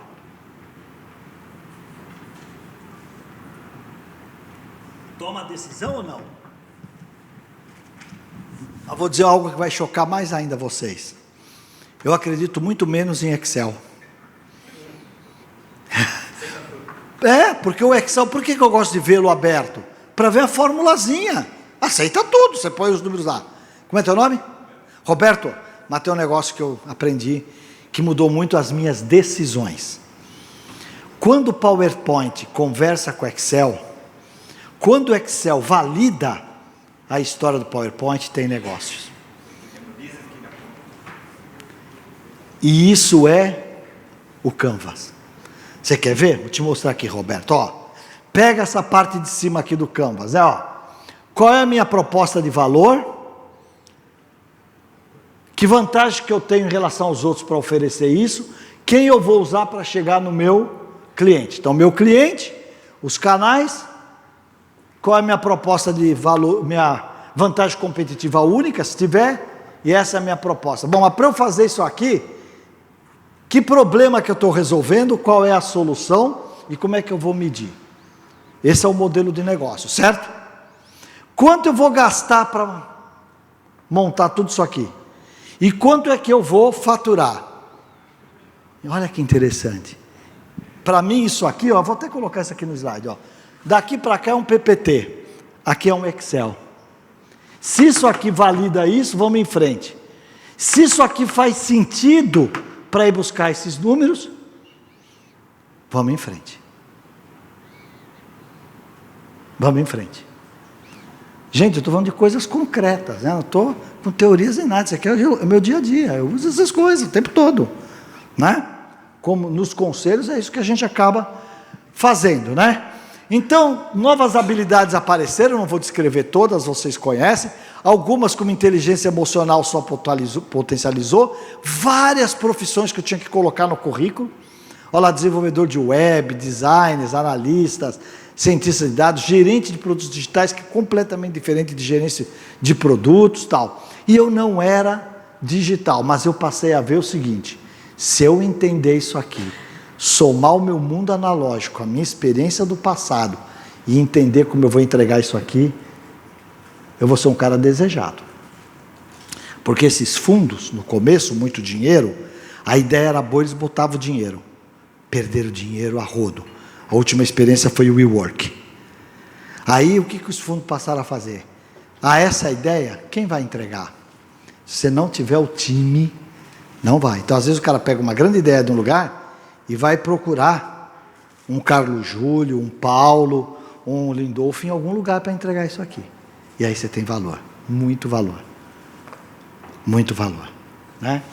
E aí o que eu descobri? Quando eu descobri isso, eu falei, eu preciso criar um change mindset. Como é? Eu tenho que mudar. A hora que eu mudar, eu consigo mudar os negócios. E aí talvez o segundo slide mais importante. Como é que eu fiz isso?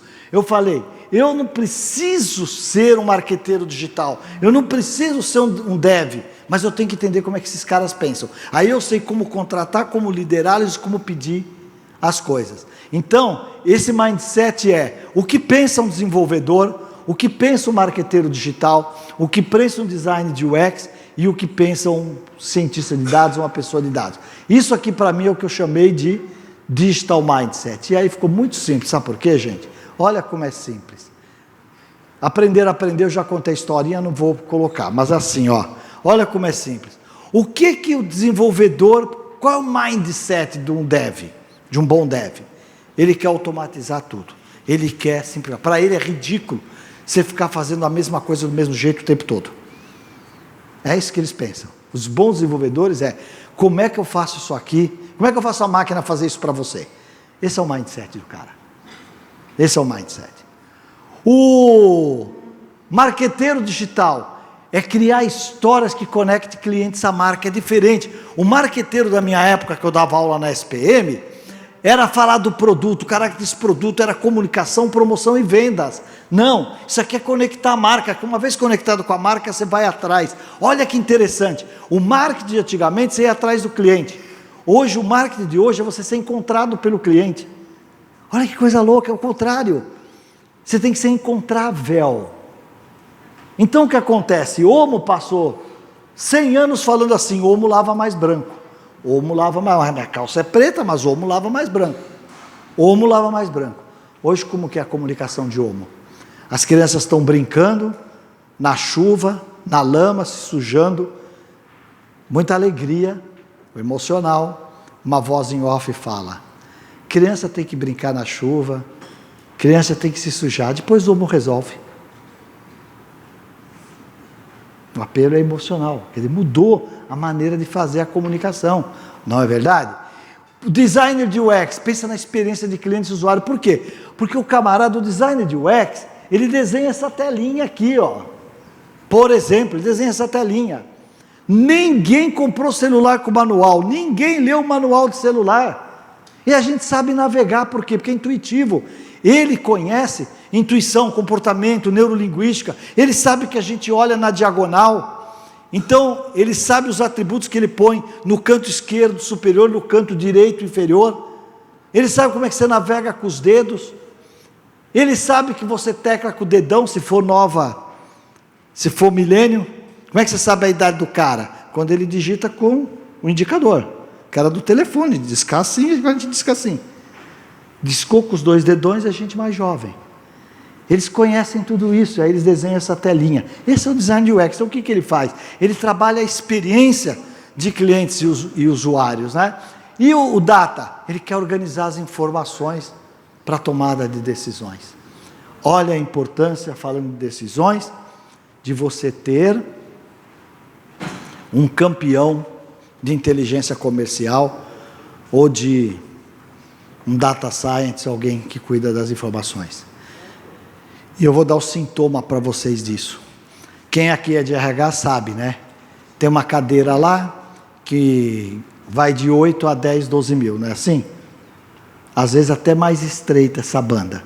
É 8, 8,500, 9, não é? Os data scientists têm cara de 10 mil e cara de 40 mil. Por quê? Por que você acha? Por que tem cara de 10 mil e de 40 mil? Porque o cara de 10 mil é um bom cara de dados. Você pergunta para ele, olha, lá no Recife eu estou com esse e esse problema, o que será que está acontecendo? Ele vai lá no banco de dados, como ele é um data scientist, ele acessa dados de outros que estão fora do coisa, ele organiza aqui, ele fala, sabe o que está acontecendo lá? Isso. Esse é o cara de 10 contos.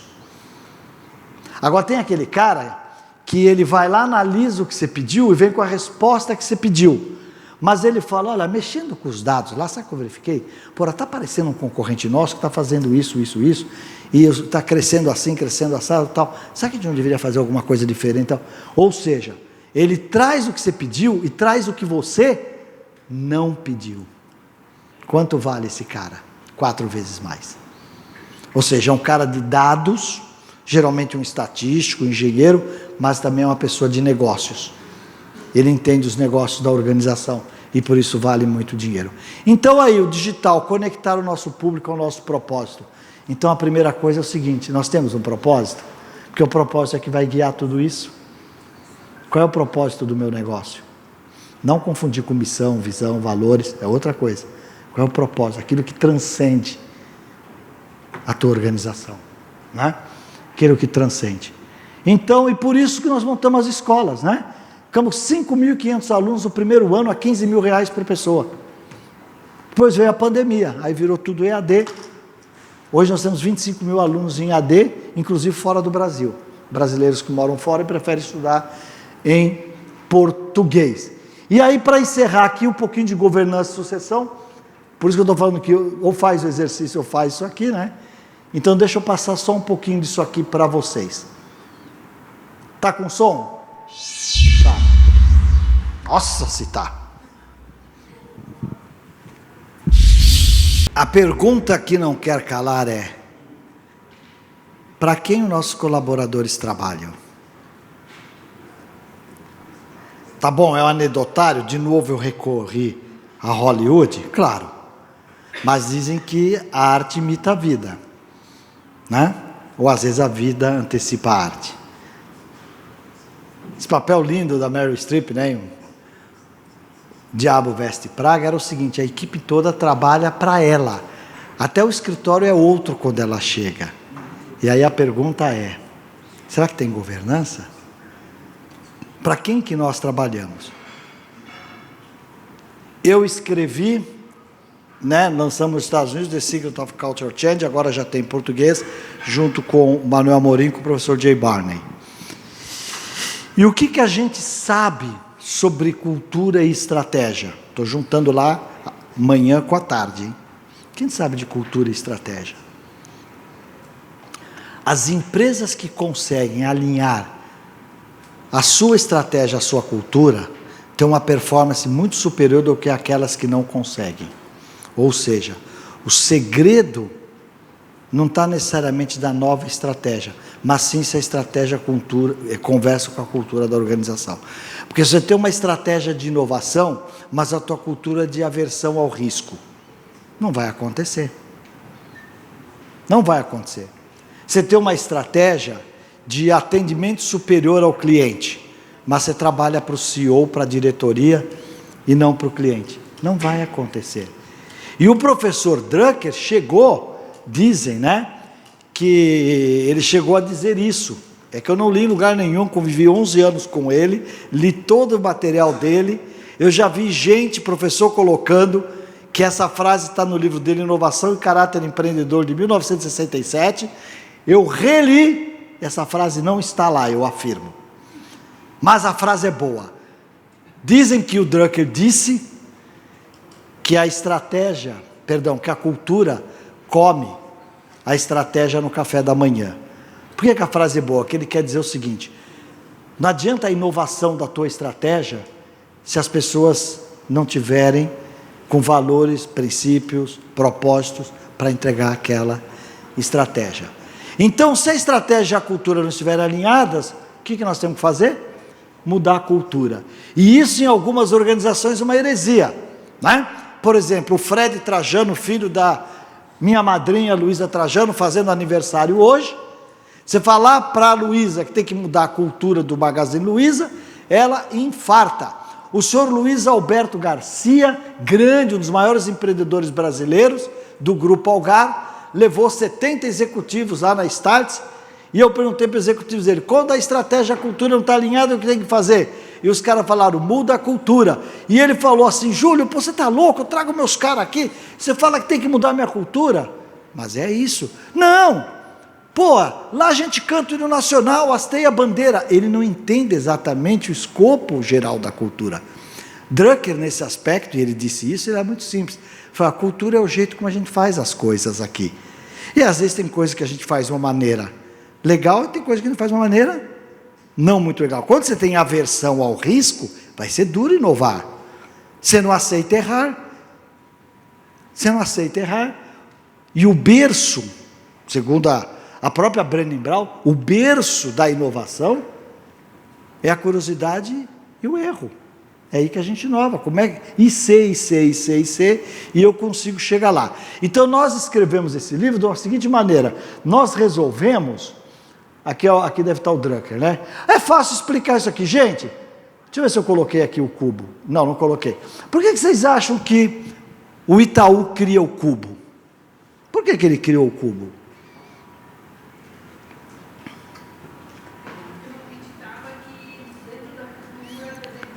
Perfeito. Perfeito. Ganhou um livro do professor Clóvis de Barros Filho, porque a tua resposta está certa, não é? Está certo? É isso mesmo. Gente, eu conheço poucas culturas mais fortes do que a do Banco Itaú. Para começar, o Itaú, você só chega lá no board se for engenheiro. Se não for engenheiro, verdade? Só tem engenheiro nas 62 diretores dele. E isso depois das fusões. Porque antes era engenheiro politécnico. O doutor Olavo Setúbal, o ex-prefeito de São Paulo, só contratava politécnico. Uma cultura muito rígida. Se ele incuba lá dentro, essa cultura derruba qualquer iniciativa. Porque eles não querem o novo. Dá dinheiro pra caramba. O banco, é claro que dá. Quando eu deixo 8 mil reais no Itaú, eles me pagam 600 reais de juros no mês. Quando o meu cartão de 60 mil reais, eles não debitam, eles me cobram 8 mil de juros. Até eu faço dar dinheiro assim. Até eu faço dar dinheiro assim. Porque isso não é banquismo, não, isso é usúria. É verdade, fazer o quê? É usúria. Eu pago 600, mas eu cobro 8 mil? Você está brincando comigo. Qualquer um aqui vai ganhar dinheiro desse jeito. Mas então o que o Itaú faz? Por que ele cria o cubo? Ele cria o cubo porque ele faz o seguinte: Itaú pagou 6 bilhões de reais para não ser controlador da XP. Ele pagou 6 bilhões de reais por 49% da XP. Então o que acontece? Como é que a gente faz para descobrir a XP quando com 1 milhão eu compro 51%? Só dá para fazer isso se você pegar incubando. Então ele cria o cubo, para não ficar só na mão dele, ele cria 6 verticais e entrega uma vertical para cada área. Então a vertical de varejo ficou com a Magalu, a vertical de saúde ficou com a DASA, foi aí que meu filho virou o curador das startups, e a financeira ficou dele. Por quê? Porque depois que cresceu, passou de série A a série B, porque série A a série B, o que você faz? É pouco dinheiro com muita participação. Quando você vai lá, nem falar de IPO, né? Quando você fala de outro tipo de captação, lá na frente, é pouco capital com muita participação. Então ele quer realmente se escapar disso. E aí o que nós decidimos fazer? Nós resolvemos estudar, porque a gente tinha uma história que, as histórias que o CEO protagoniza, é o que muda a cultura da organização. Muito forte isso, não vai dar tempo de explicar tudo, leiam o meu livro. Tá? Nós entrevistamos 69 CEOs, 40 deles nos Estados Unidos e Europa, 5 ou 6 no Brasil, mais uns 4 ou 5 na América Latina e alguns da Ásia, para saber como é que eles mudavam a cultura de suas organizações. E que nós percebemos o seguinte, que as histórias que eles criaram no sentido de inventar, mas histórias que rompem a cultura local e sinalizam a cultura futura, é isso que fazia mudar as organizações. Partimos de um exemplo do próprio Manuel Amorim, um dos autores do livro, que ele, quando ele assumiu pela Telefônica, a Telesp, que virou Telefônica, 40 mil funcionários, trabalhavam para cumprir os planos da ANEEL, número de orelhões, número de linhas e tal, e não ligavam para o cliente. Até que um dia eles tinham um produto que era o único produto que estava fora dos acordos, e o bônus ia ser pago pela venda desse produto, que alguns aqui vão lembrar que era o Speed. Foi a primeira internet de escada do país. Aí Manuel, num belo sábado, não consegue acessar o Speed. Ele liga do 0800, fica 2 horas com o atendente, história real, 2 horas com o atendente tentando fazer funcionar o Speed, e não funcionou o Speed. E de repente, ele se deu conta do seguinte, ele vira para o garoto e fala assim: garoto, você está me atendendo muito bem, eu vou te dizer uma coisa, você não vai acreditar, mas você pergunta aí para o teu gerente, meu nome é Manuel Amorim, sou o presidente da Telefônica, nós estamos aqui há 2 horas, eu listei aqui 12 coisas que você me disse, que se a gente não resolver, esse pedido vai funcionar. Pá. E o cara já gaguejando, tem que fazer isso, aí tem que fazer, não sei o que e tal. Você vai me fazer o seguinte, eu estou aqui com o teu telefone, você está aí com o meu telefone, você fala com o teu gerente, eu queria que você voltasse a ligar para mim daqui 10 minutos que eu preciso pedir um favor.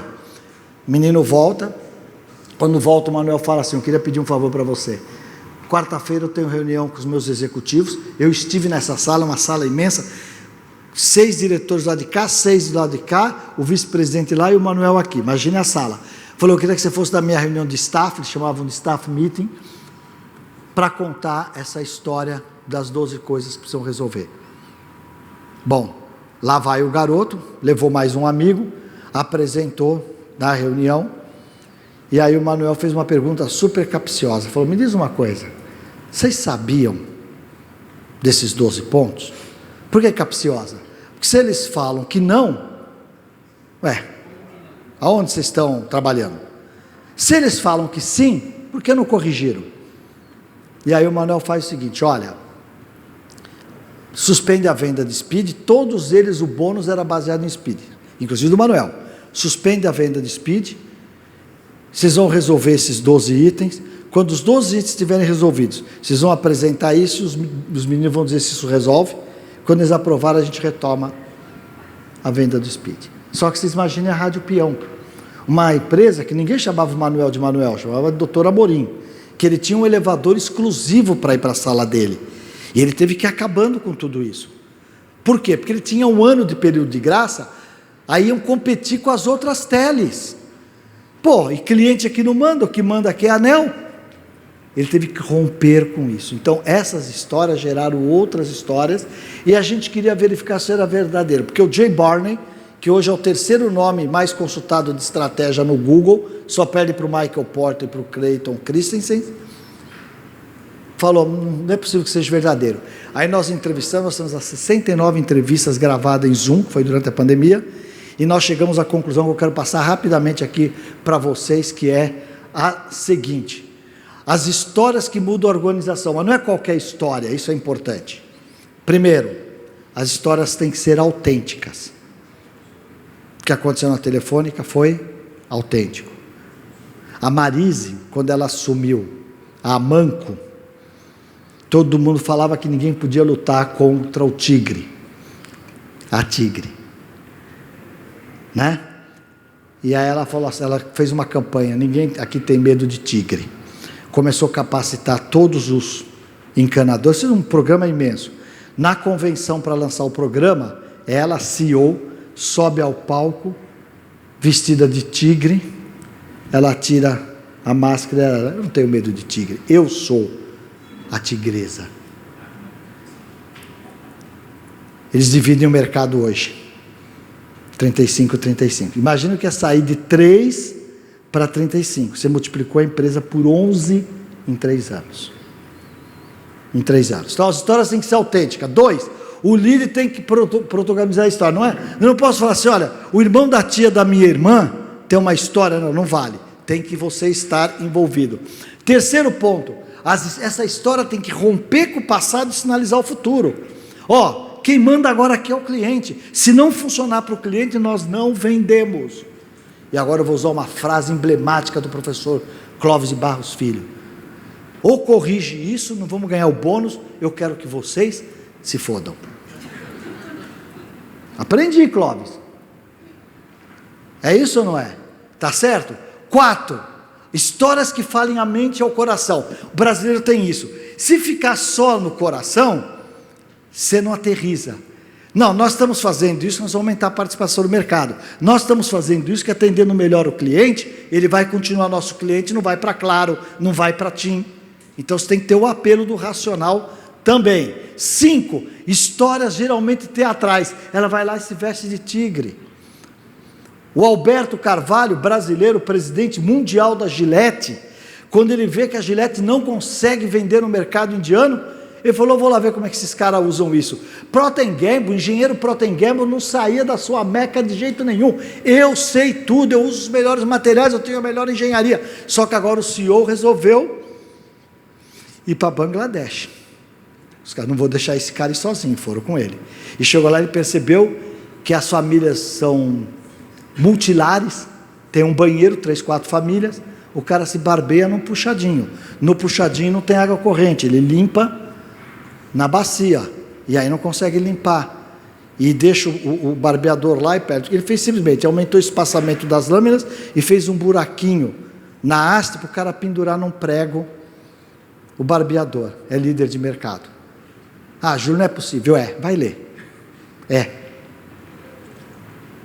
é que o difícil é ser simples, pegar a engenharia e desenvolver, não sei se vocês sabem, a Gillette gastou 5 bilhões de dólares, e levou 4 anos para colocar a terceira lâmina no Presto Barba. Porque uma faz tchan, outra faz tchan. Lembra disso? 5 bi de dólar, 4 anos. Você tinha que desenvolver um creme que punha na cara, caía os pelos. Empresa analógica, não fez migração digital ainda. Está no outro mundo, né? E a sexta parte, histórias que criam outra história. Os próprios colaboradores começam a criar outras histórias. Gente, leiam o livro que vocês vão gostar. Eu não faço propaganda dos livros, mas acho que esse aqui é difícil a gente colocar tão rapidamente. E aí, primeiro se constrói as histórias, depois políticas e práticas. Não adianta você colocar as políticas do que tem que fazer antes de você criar o ambiente para isso. A perenização da cultura. E agora, para encerrar, gente, governança e gestão familiar, que isso aqui eu falei para Vivi, precisa de 2, 3 horas, né? Tá certo? Então é só um teaserzinho. Todo mundo que estuda negócio familiar conhece os 3 ciclos do John Davis. John Davis é um professor especialista em gestão de negócios familiares. Ele montou o Instituto de Pesquisa de Negócios Familiares em Harvard e o ano passado deve ter recebido uma boa oferta e levou para o MIT. Nenhum problema, porque eu sou alumni Harvard, mas eu sou conselheiro do MIT Sloan Review, então estou nas duas, para mim está tudo certo. Ele criou isso aqui, que parece uma coisa simples, mas é muito poderosa. Deixa eu dar só uma pinceladinha disso aqui para vocês. Todo negócio familiar é a composição entre família, o negócio e o patrimônio. O que é o patrimônio? Patrimônio é lei, né? O fundador lá vai morrer e os herdeiros vão ter aqui um pedacinho disso aqui. É lei. Aonde é que está a grande questão dos nossos negócios? É decidir essa equação família-negócio. E aqui a primeira pergunta que vocês têm que se fazer é o seguinte. Vamos voltar lá, Diabo Veste Prada. A família trabalha para o negócio ou o negócio trabalha para a família? Não é um trocadilho do Carilho. Por quê? Se o negócio trabalha para a família, nada errado, o negócio é teu. Essa vaca um dia vai parar de dar leite. Agora, se a família trabalha para o negócio, o que deve prosperar é o negócio. Então deixa eu dizer uma coisa para vocês. Votorantim hoje, 5ª geração, tem 605 herdeiros. Mega negócios, né? Celulose, cimento e tal. Só que há 3 décadas, a família cresce mais rápida que o negócio. Então, se a 2ª e 3ª geração pegava o seu jatinho e ia comprar a Bolsa Prada em Milão, hoje estão pensando se contrata o motorista. Não dá para você pensar agora, pensa lá na frente. E essa é uma equação importante. Nós vamos trabalhar para o nosso negócio, gerar mais riqueza, ou nós vamos ordenhar essa vaquinha até ela secar, porque ela vai secar. Se eu estou falando de Votorantim, imagine dos outros negócios, né? Então, gente, tá aí, né? Aqui é lei e a grande parada está aqui, família e negócio, como eu resolvo essa equação. E aí tem muitas possibilidades. Ok, vai pelo númerozinho. 1, você vai ter familiares, não gestores e não proprietários, né? Tem um cara que é da família, ele não é herdeiro, por exemplo, o marido de uma herdeira, e não é gestor. Mas você acha que influencia? Claro que influencia. Por que o teu irmão é o presidente e não é você? Porque você é mulher? Por que o teu irmão tem salário e você não tem? Por que ele tem carro da empresa e você não tem? Gente, trabalho com isso há 30 anos. Meu primeiro trabalho é harmonizar a família. Enquanto eu não harmonizo a família, eu não desço para o negócio. Harmonizar a família, fazer um protocolo de família, criar os rituais da família, aí você pode descer e montar o conselho, que pode ser consultivo de administração. Mas se a família não tiver harmonizada, no deal. Você não vai conseguir fazer o resto. 2, você vai ter proprietários, não gestores e não familiares. Pode. O cara que comprou uma participação na empresa. É um ser fora da família. Cuidado aqui, hein? Vai para o conselho, mesmo que ele não tenha poder de veto, pode incomodar muito. Pode ajudar muito. Eu tenho as duas experiências. Eu tenho fundos que são super bem-vindos, porque ele põe o dinheiro e te ajuda na gestão. E tem outros fundos que põem o dinheiro e quer saber o resultado em 2, 3 anos para cair fora. Então tem as duas questões. 3, você tem gestores não familiares e não proprietários. O que é isso aqui? É a profissionalização. Agora tem que entender, profissionalização não quer dizer trazer um profissional de fora. Você pode profissionalizar dentro da família. A sucessão pode ser profissional dentro e fora da família. Ela tem que ser profissional. Então, se você tem na família uma pessoa preparada, que atende o perfil, por que você vai dar para um estranho? Mas o contrário também é verdadeiro. Se você não tem a pessoa preparada, elegível, você vai arriscar o seu negócio, em vez de trazer uma pessoa de fora. E aí, Lindolfo, você me falava a questão da profissionalização lá na Multicoisas, né? E eu vou dizer uma coisa para você que eu posso te oferecer de experiência, que é o seguinte. O John Davis, que eu citei ali, ele tem muita informação. Ele assessora um monte de... Você tem ideia, no Brasil ele assessorou Gerdau, ele assessorou... Tá, vamos fazer o contrário. Ele assessorou, vai lá. Tá acabando a bateria já. Tá acabando a bateria, eu sei. Pronto. Ele assessorou Gerdau, ele assessorou Sirotsky lá com a RBS, ele assessorou Ambev, né? Cara muito bom. O número dele, Lindolfo, presta atenção aqui. 85% do primeiro presidente profissional, você sai o fundador entre o primeiro, não dá certo. Perdão, 95%. 85% do segundo não dá certo. 90% do terceiro dá certo. Por quê? Tem que saber por quê, senão não adianta dar os números. Dado não é informação, né? Informação é um dado acrescido de inteligência. E conhecimento é quando você tira valor dessa informação. Por quê?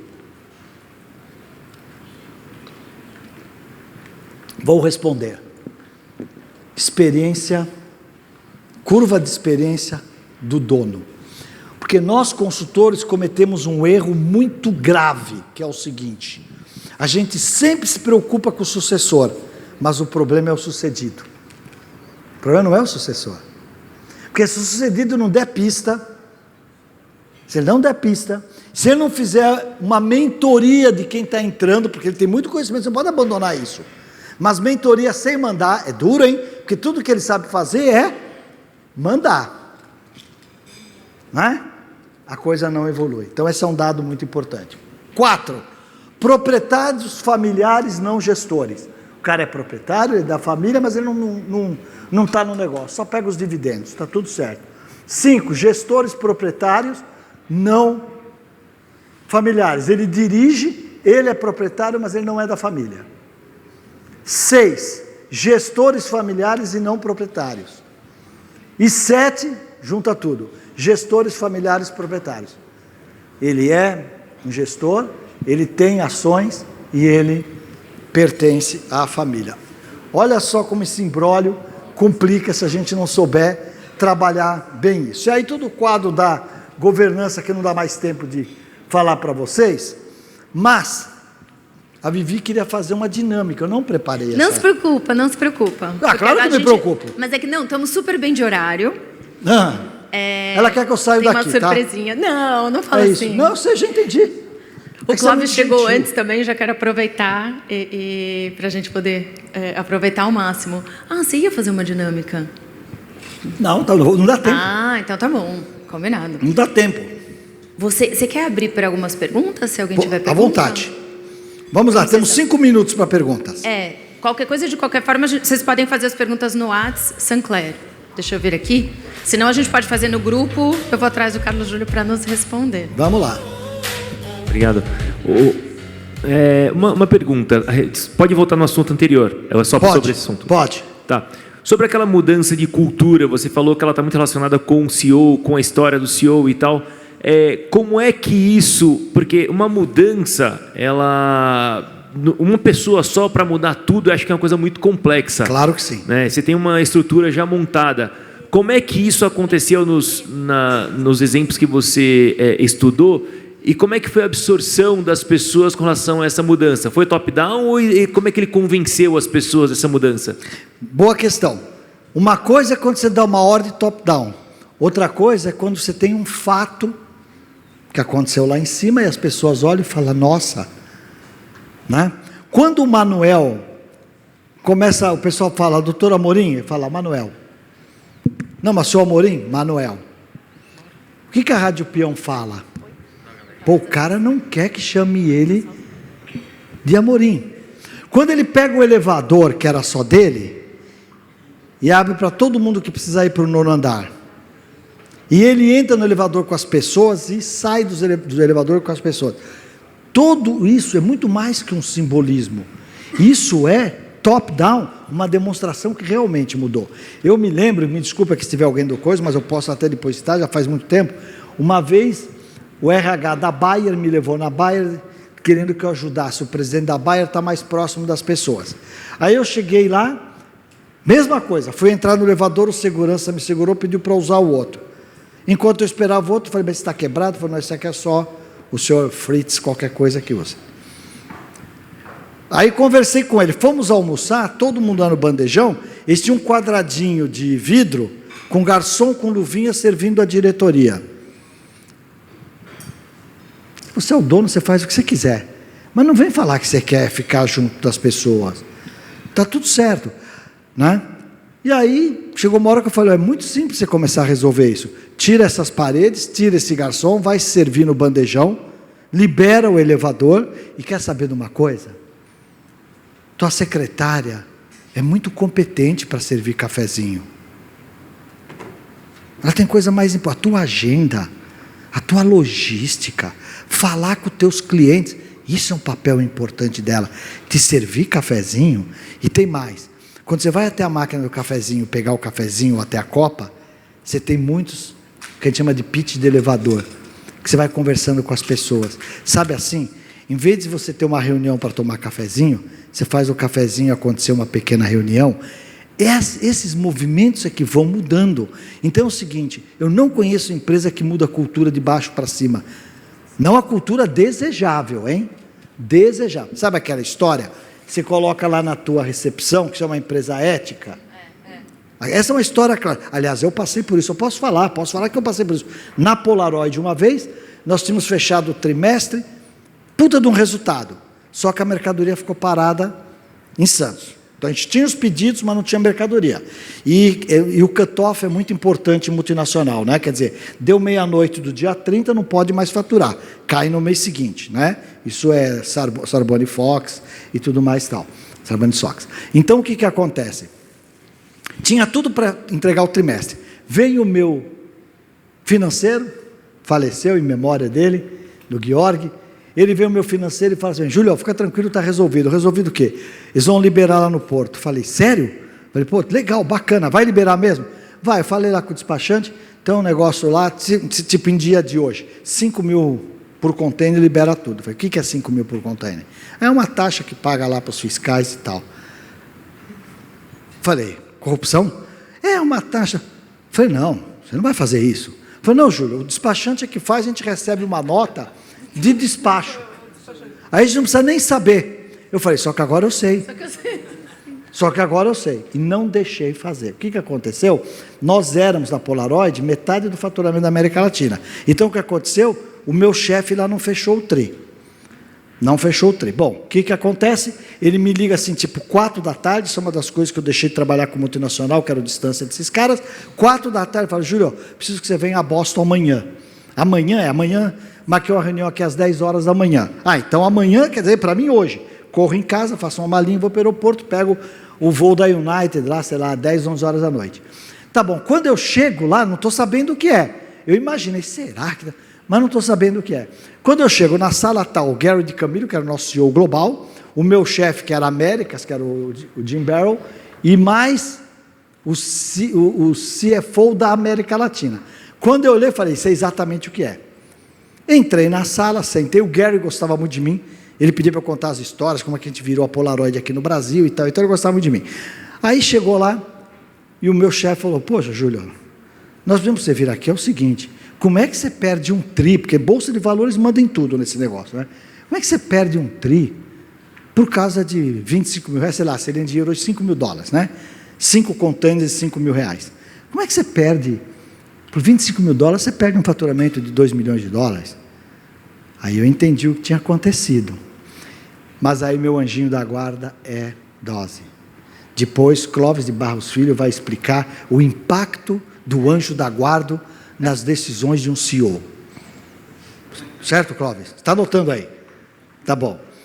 Aí eu pego meu anjinho da guarda. Eu estou sentado aqui, eles estão do lado de lá. Tinha uma estante atrás deles, a gente tinha um negócio que era o Polaroid Handbook, que era o código de ética. Era um livro desse tamanho. Eu olhei, nossa, uma presença de espírito que eu não sei, porque por isso que é meu anjo da guarda, eu não tenho essa competência. Eu vi o livrinho lá, falei assim, não, licença, peguei o livro. E quando, nesse livro, tinha uma apresentação assinada pelo Gary de Camilo. A primeira página dizia o seguinte, olha, esse é o nosso código de conduta, a ética, os valores que a gente acredita, papapá, você deve ler, você deve consultar e tal. E se você tiver que tomar alguma decisão, que você não encontra resposta aqui, sempre pense no seguinte, não tome nenhuma decisão que possa colocar você ou a corporação em posição de embaraço. Eu peguei o livrinho, li aquilo para eles. Fechei o livrinho e falei, Gary, eu fiz exatamente o que você pediu. Aí já não falei mais com o meu chefe. Fiz exatamente o que você pediu. Você queria que eu cometesse um ato de bribe? Estou sendo suave, é corruption, mas eu estou dizendo bribe. Tá certo? E se no dia seguinte sai Polaroid compra fiscais no Porto de Santos? Ou Carlos Júlio compra fiscais no Porto de Santos? Eu fiz o que você escreveu. O Gary falou assim, eu tinha certeza que você tinha uma boa explicação para isso. Senhor, está esclarecido e tal, que eles me chamaram lá para me mandar embora. Aí eu falei, não, Gary, não sai daqui, por favor. Eu tenho que fazer um pedido agora. Eu tenho direito a um pedido, não tenho? Voei tudo para contar essa história para vocês. Virei para o... que era o chefe do Georg, que multinacional é assim. Você tem, é matricial, né? O cara é ligado direto a mim, pontilhado ao chefe dele na matriz. Aí eu virei para ele, estou tentando lembrar o nome dele, não lembro. Falei, escuta, fulano, é o seguinte... eu quando chegar no escritório não gostaria de encontrar o Georg. Como assim? Eu não posso ter no meu financeiro alguém que te conta essa história sem nenhuma ressalva, sabe que eu estou vindo a Boston e sequer me alerta do tema da reunião. Quebrou o cristal, eu não quero mais ele lá. E ele ia ser promovido, a gente tinha um negócio chamado Logística 2000, que era uma coisa assim, que era que eles iam criar uma central de distribuição em Glasgow para a Europa inteirinha, um cargo importante. E ele estava indicado para essa posição. E aí eu cheguei no escritório e ele já não estava mais lá. Então, gente, quando a gente fala de decisões, é isso. Quando a gente fala de cultura, é isso. Eu levo a sério. Eu levo a sério. Eu cometo muitos erros, mas são muito poucos os meus erros conscientes. Eu, às vezes, dou umas pisadas de bola, assim, horríveis. Eu falo, cara, como é que eu fiz isso? Né? Agora, dificilmente eu cometo o mesmo erro 2 vezes, porque eu tenho essa coisa. Né? E depois, virginiano é uma merda. Mais alguma pergunta? Senão vou embora. Não, que o Clóvis precisa entrar aí, pô. Exato. Podemos fazer as próximas perguntas no WhatsApp? Agora é o grande finale. Agora é o grande finale.